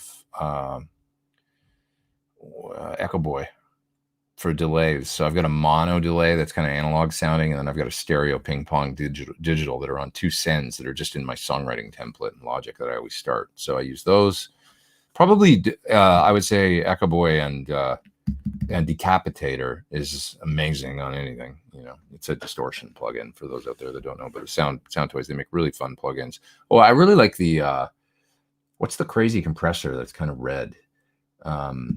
Devil Lock. That's amazing. When you just want to clamp, it does what it says, Devil Lock. When you want to lock down on something and just make it like slammed, like compression wise, I just use that. And with the crunch knob, it's got 2 knobs on it basically, and that's it. And it does this thing. If you want to make an acoustic guitar really hyper compressed and just like super in your face or whatever, that thing is great for that. Or, different sounds, drum sounds. Take a vocal and just make it super breathy and almost like, unrealistically like preamped, compressed or whatever. It's pretty cool. Kristen says, you remember more. I like that we got in this Dave Grohl talk today. It's Dave Grohl Appreciation Day here on Sunday Live. Remember him breaking his leg, going to hospital, and finishing the gig. So the story about that is amazing. In the I believe it's in the Brian Johnson video where he tells the whole story, and they show the video of him breaking his leg and then getting a set and then finishing the gig. I mean, yeah, man, that's amazing. That's the come on, you can't fake that. That's the spirit right there, right? That's incredible. Really amazing. I watched Chester from Linkin Park break his arm one night. He jumped when we were on tour in Australia with them. He jumped off something and landed funny and broke his arm, finished the show. And then the next day he was in a cast and he finished the rest of the tour with his arm all casted up. It's dangerous out there. Ever play active pickups? Well, I was talking about that earlier.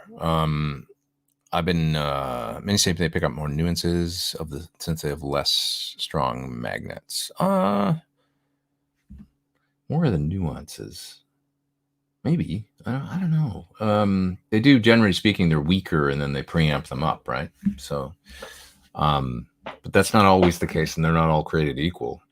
You know, they're just as different as passive pickups, I think. So, from one to the other.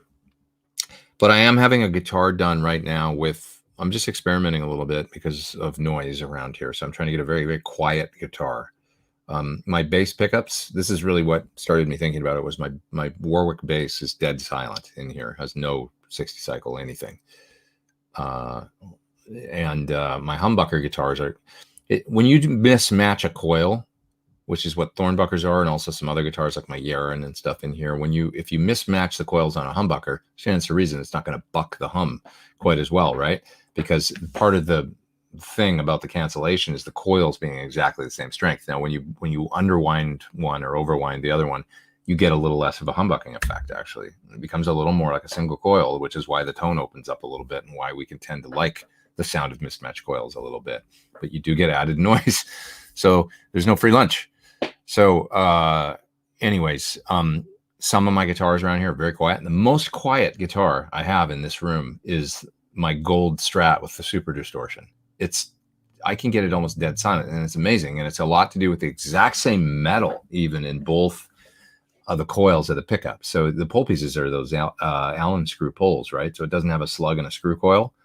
So I find that interesting. And I asked Larry DiMarzio about it, actually.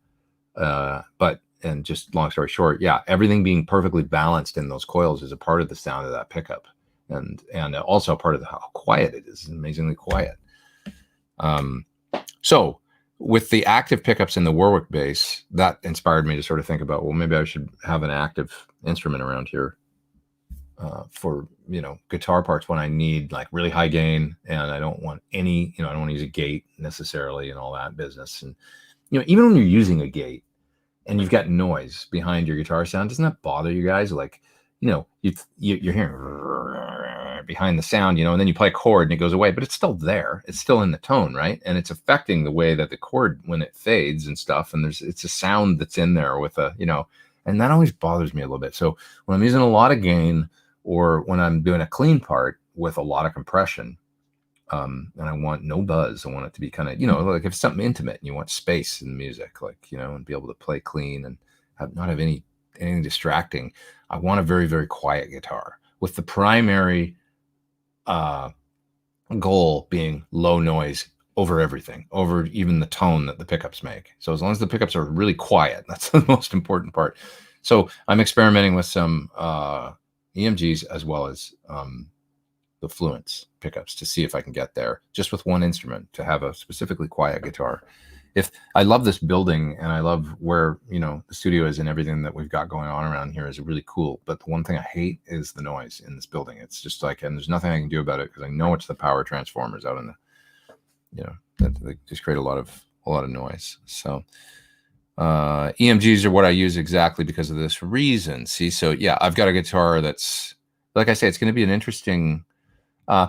Cole's asking what pickups I plan on using. Well, I got a set of the Fluence, the vintage kind of ones with the open coils, and they're pretty good, but they're about as quiet as the quietest passive stuff I have around here. So I want it quieter.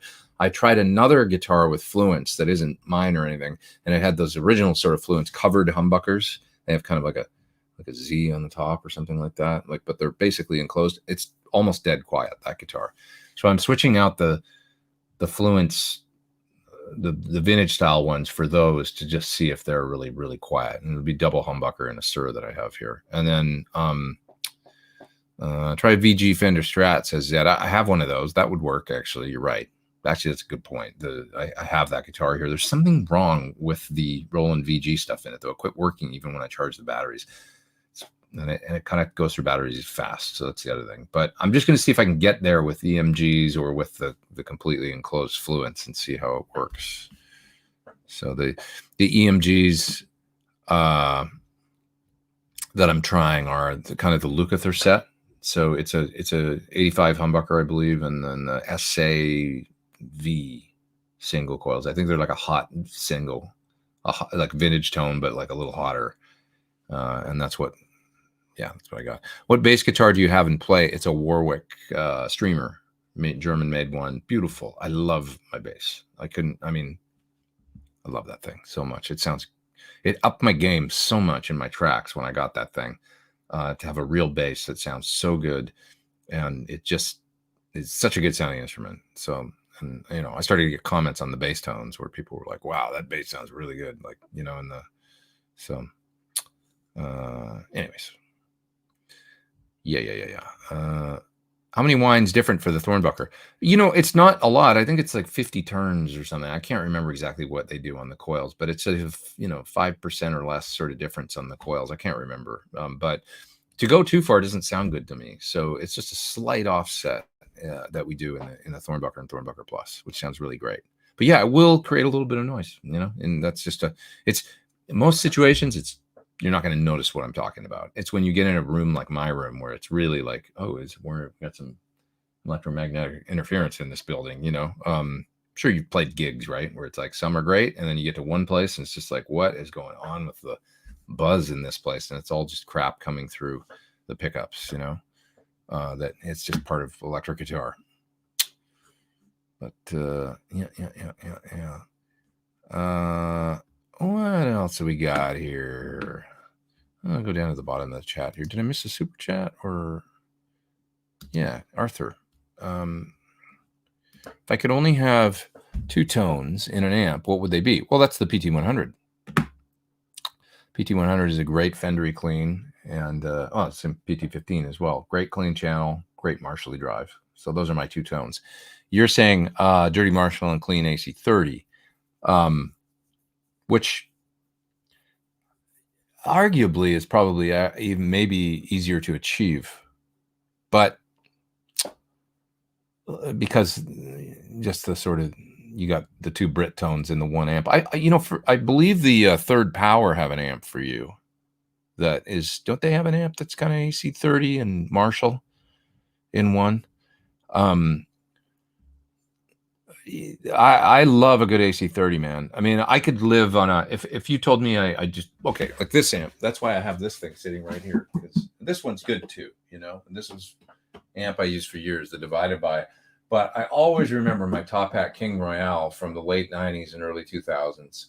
And I got some great tones out of that amp. So that's why I got this thing, because this is that era King Royale.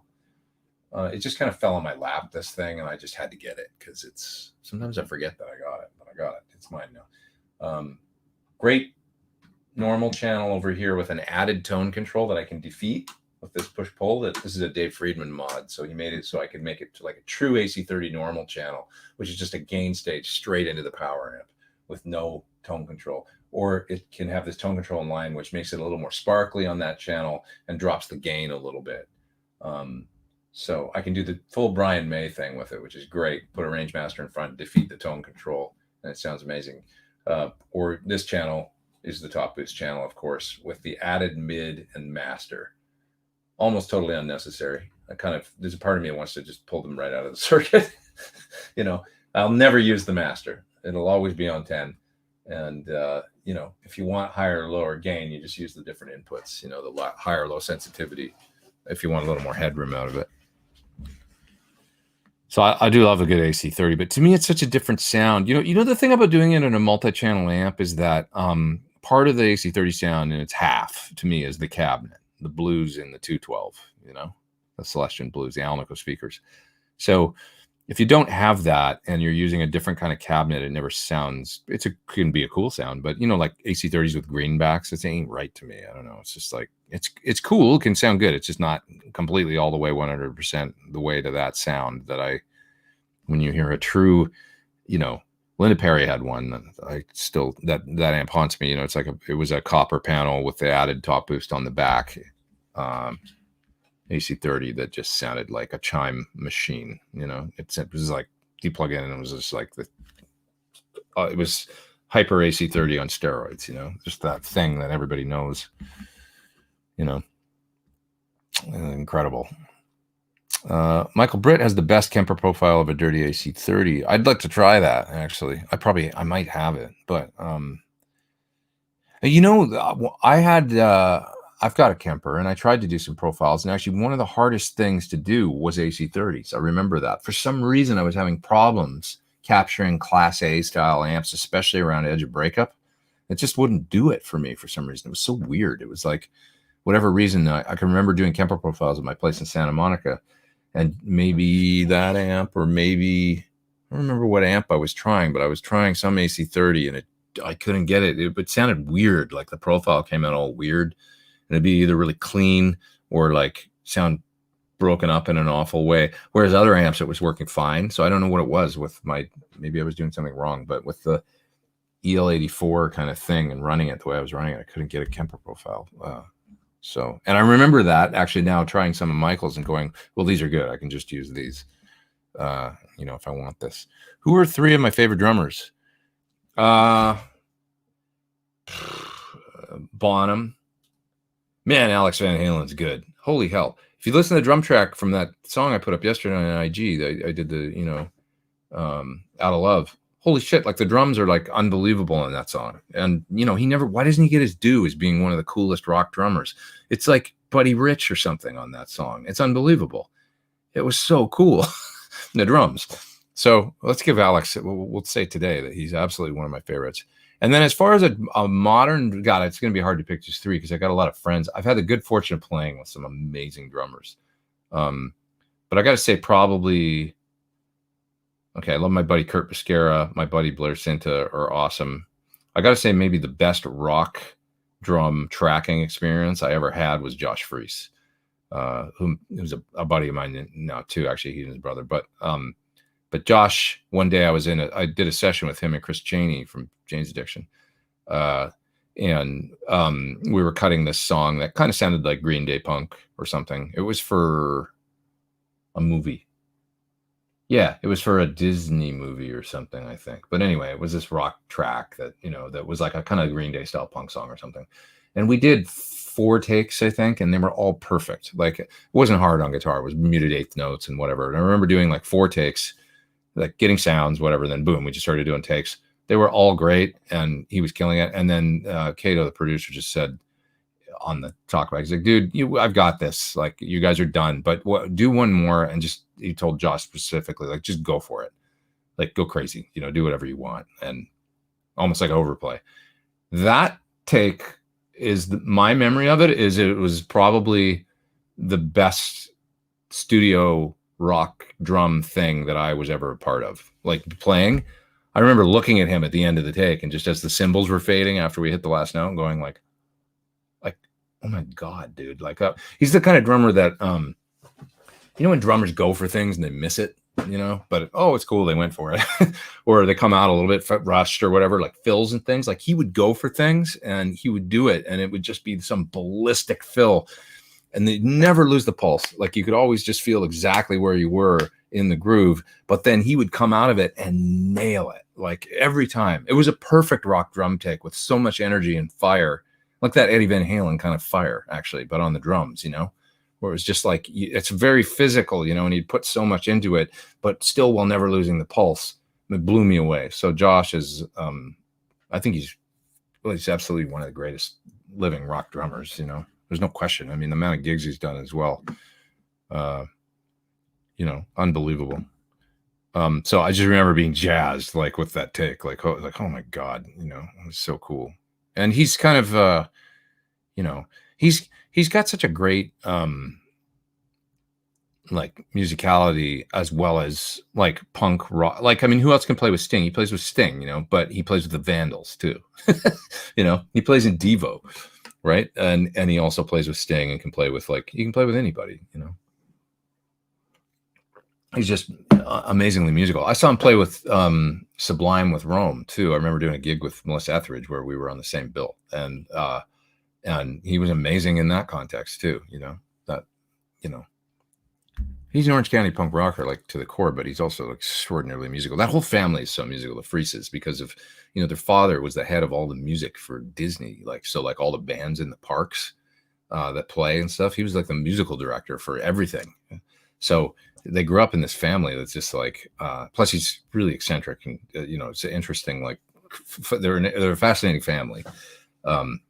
creatively, and also they're just characters, like, and you know, like a hell of a lot of fun too. Like, God, funny, and the sense of humor is, you know, I really like them. So they're just really cool people. Yeah. I like to be around people like that because they're just so, I don't know. I just find that kind of creativity. I didn't grow up in a musical family. I mean, I grew up in a great family, but I didn't grow up in a musical family. It's interesting to be around folks like that grew up from that point and lived in LA and stuff like that from the time they were kids. And, you know, it just came like riding a bike to them, I think, you know, like as natural.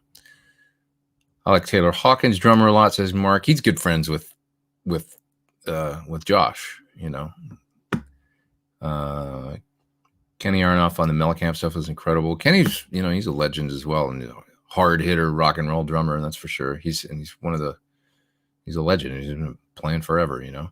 Matt Starr, Matt's a friend of mine. Matt's a great musician. A lot of people don't know Matt can like sing really well and play guitar and stuff too. I saw Matt play in bands around Studio City in the Valley, like going way back, like 15 years ago or something. He would play rhythm guitar and sing. And then one day I went in the club and he was sitting behind the drums and he was playing. And I was like, I didn't know you could play the drums too. And he was like really good, you know. Matt played, we had our little cover band for like 10 minutes where we did like 3 gigs like 2 years ago. Maybe we'll do that again. It was fun. So like Sound City, I loved the Sound City movie. It's awesome. Have you ever been to Van Nuys or Dave's new studio with the Neve? No, but I made records on that board at Sound City back 20 years ago. I worked on that console. I didn't work on that. I wasn't the engineer, but I mean, I was in a band. We recorded all the basics for 40 Foot Echo there. We did all the basics at Sound City for a band I was in called Snapdragon as well. Like, you know, I made a couple albums there, really, all on that console. So, but no, I've never been to Dave's studio. I'd love to go there sometime. I haven't made it there yet. It's not far from where I am right now, I don't think. What are the challenges of playing a single channel amp like a JCM 800 or Plexi? I think you just have to, you know, your guitar choice becomes like, you know, pickups and, okay, how do I roll down for clean? And so your choice in guitar becomes like pretty important. You can't just channel switch now to get your different, you know, so you might need to consider like using certain pedals as well as pickups that make sense for getting the sounds that you want to get out of a, you know, maybe like a, you know what I mean, or that, or it's switching guitars up for the different sounds. That's maybe this is the main thing, is that you're dealing with one core tone, you know, and now how do you roll up, roll down on the guitar? But I mean, I did it for ages. I mean, that's when I think about my King Royale, you know, that's how I did it with that. I guess I A-B'd the 2 channels. You know, I did do that. But yeah, that's the thing on a Marshall. You know, you just have to, I mean, like you could go to the Billy Corgan route where you use the low gain input on an 800 and then hit it with pedals for your distortion, big muff, whatever, you know.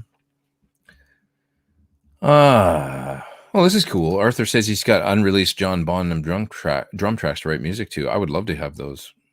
I mean, that would be the coolest thing ever, those grooves and writing things. That'd be so cool. Definitely.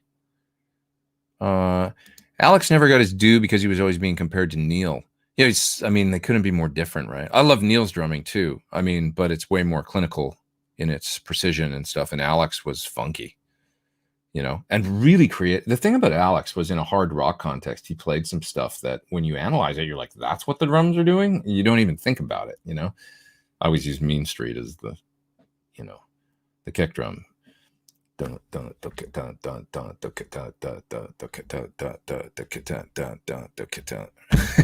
It's relentless, and it's so weird and unique, you know, the drum set. Plus his sound was so unique with the, I guess he used the tape on the bottom of the snare and all that, and you know, the sound was just, you know, so cool. Favorite Rangemaster style pedal that isn't a Rangemaster?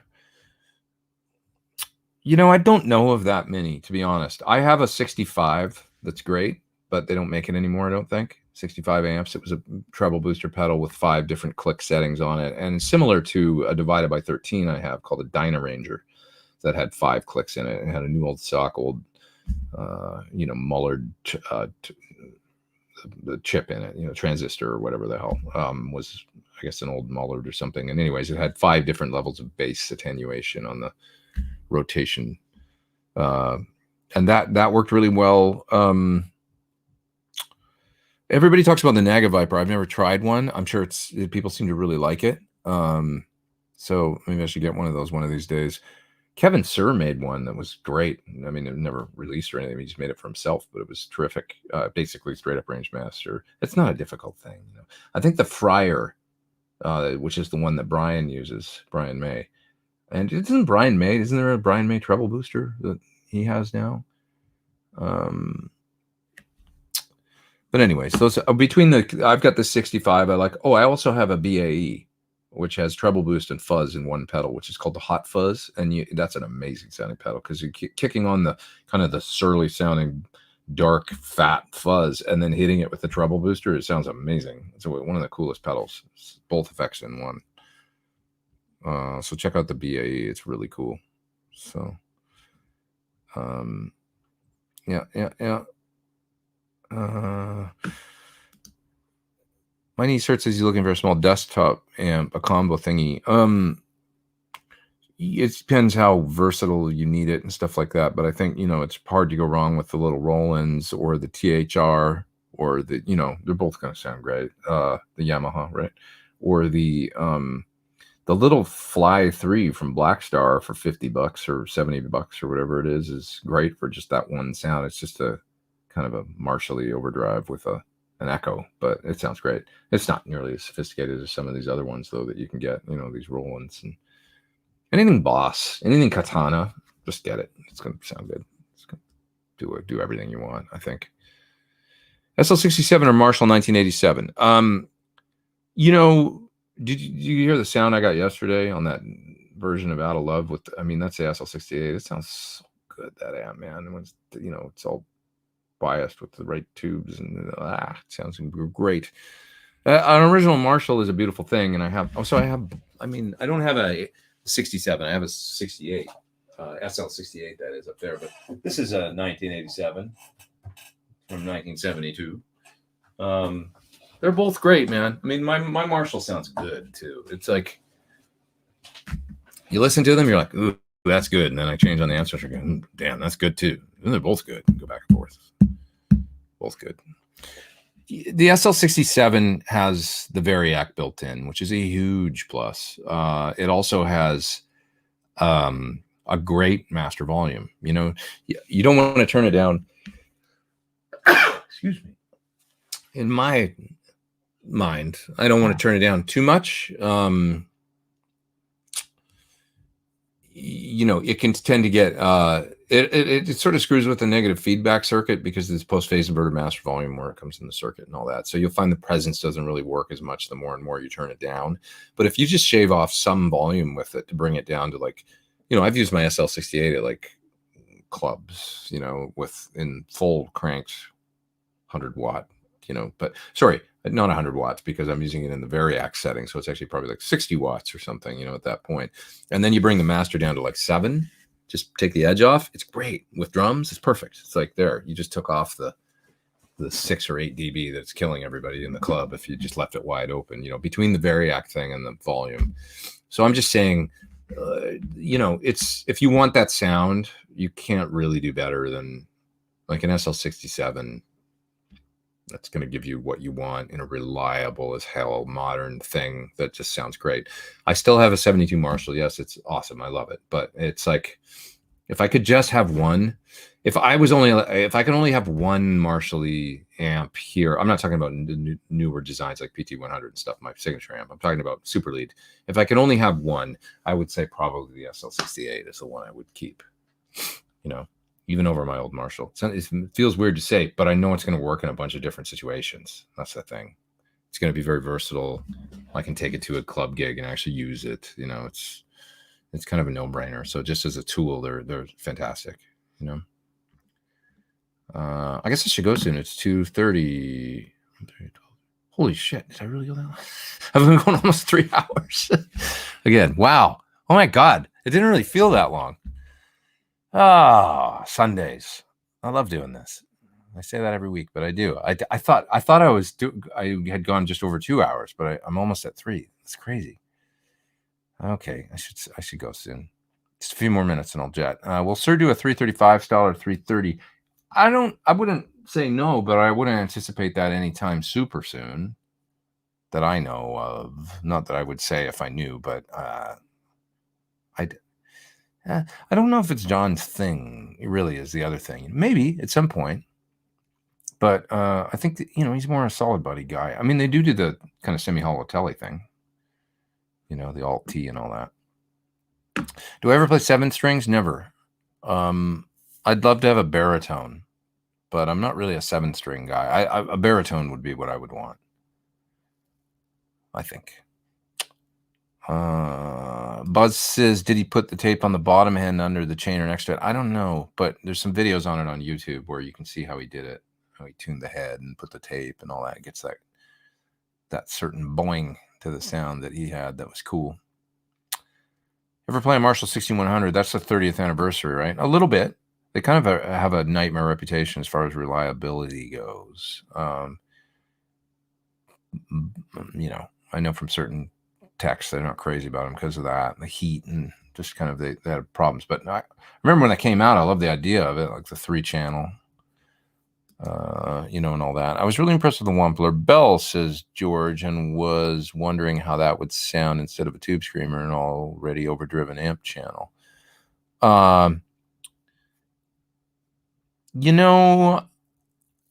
It might work, but it's not a mid-forward sound in the same way that a screamer circuit is. So it might not do what you want it to do, but you never know. Because, depending on if you don't drive the amp too hard and then you add that little bit of drive, it could be a very cool sound. So, the mid hump with the top end rolled off and the bottom end rolled off thing about a tube screamer is what people like about it, is that focused targeted boost that it tightens the amp up, if anything. Whereas I think the Bell with it's got a bass control, so you can trim it down, but the circuit's a little bit more known as a natural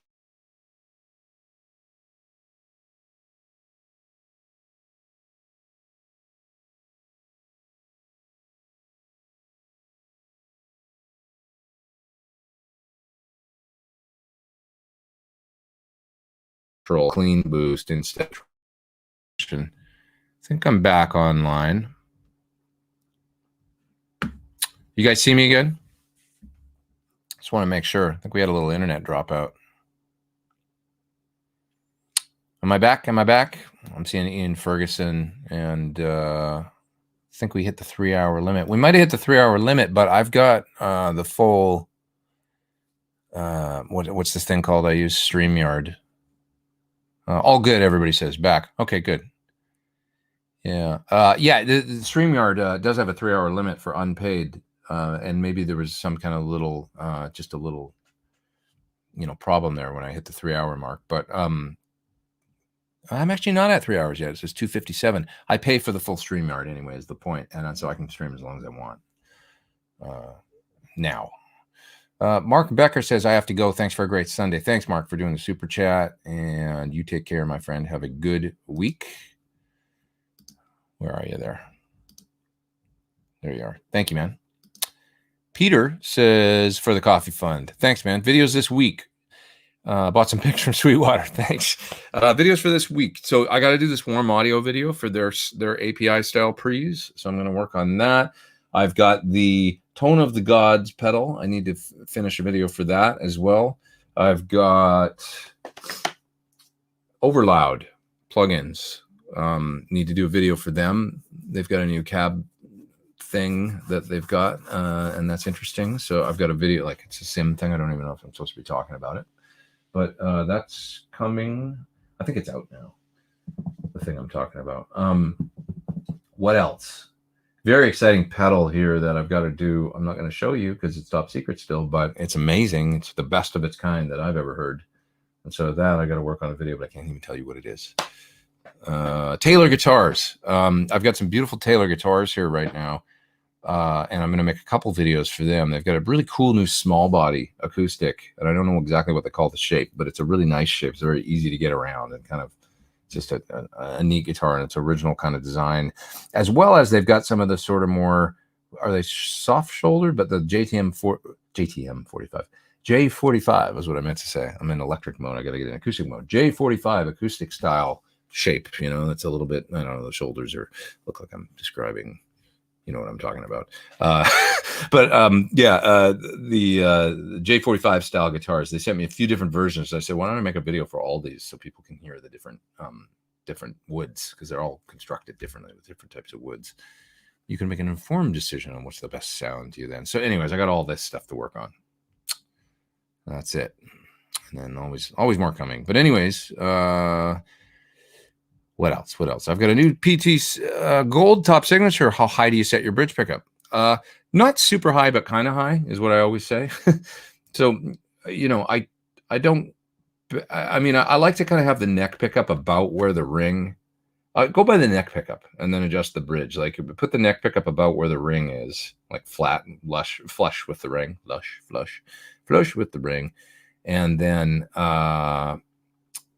the bridge pickup, you just raise it up in order to match the volume, when both humbuckers are on and then when the bridge is on. And that's probably going to be, I don't back it super close to the pickup as close as I can get it so that, when I'm playing the high E, it doesn't fret out. No, it's a little lower than that, but I don't know how else to describe it.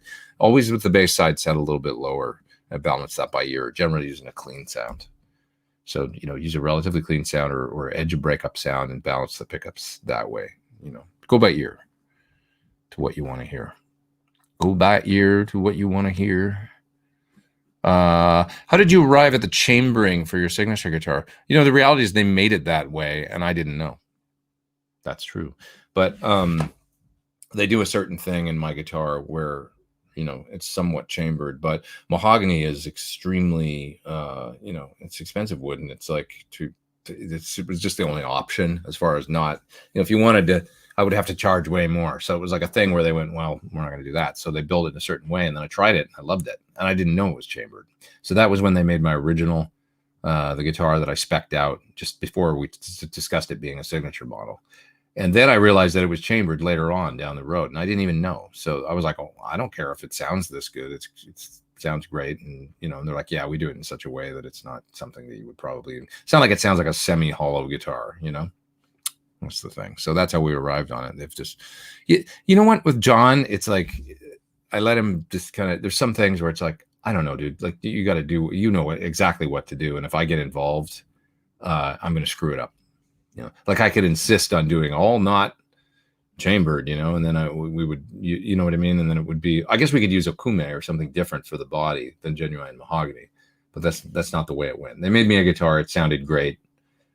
And I went, yeah, we can, with my spec of woods, but that was the one thing I didn't know, the chambering, and turned out the way it turned out just because John, it's a really, anything you do with Sir is a real collaboration with John, he's got he's hands-on with the design, and sometimes it's best to just, he knows what he's doing, yeah.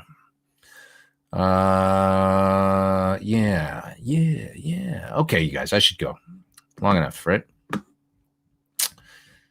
I'll see you next week. And have I got anything else I want to bring up before I go? I don't think so. Just everybody have a terrific week and stay safe out there and enjoy yourselves. Have a good time. And thank you for being here. I do appreciate it. Week after week after week. Take care, everyone. Pickup shootout coming soon too, I promise. Within 2 weeks. As soon as I can get these other pickups here and stuff and the bridge saddles put on that guitar and it's set up, we're going to do it. I'm going to say 2 weeks from yesterday. So I want to do it on a Saturday. All right. Take care.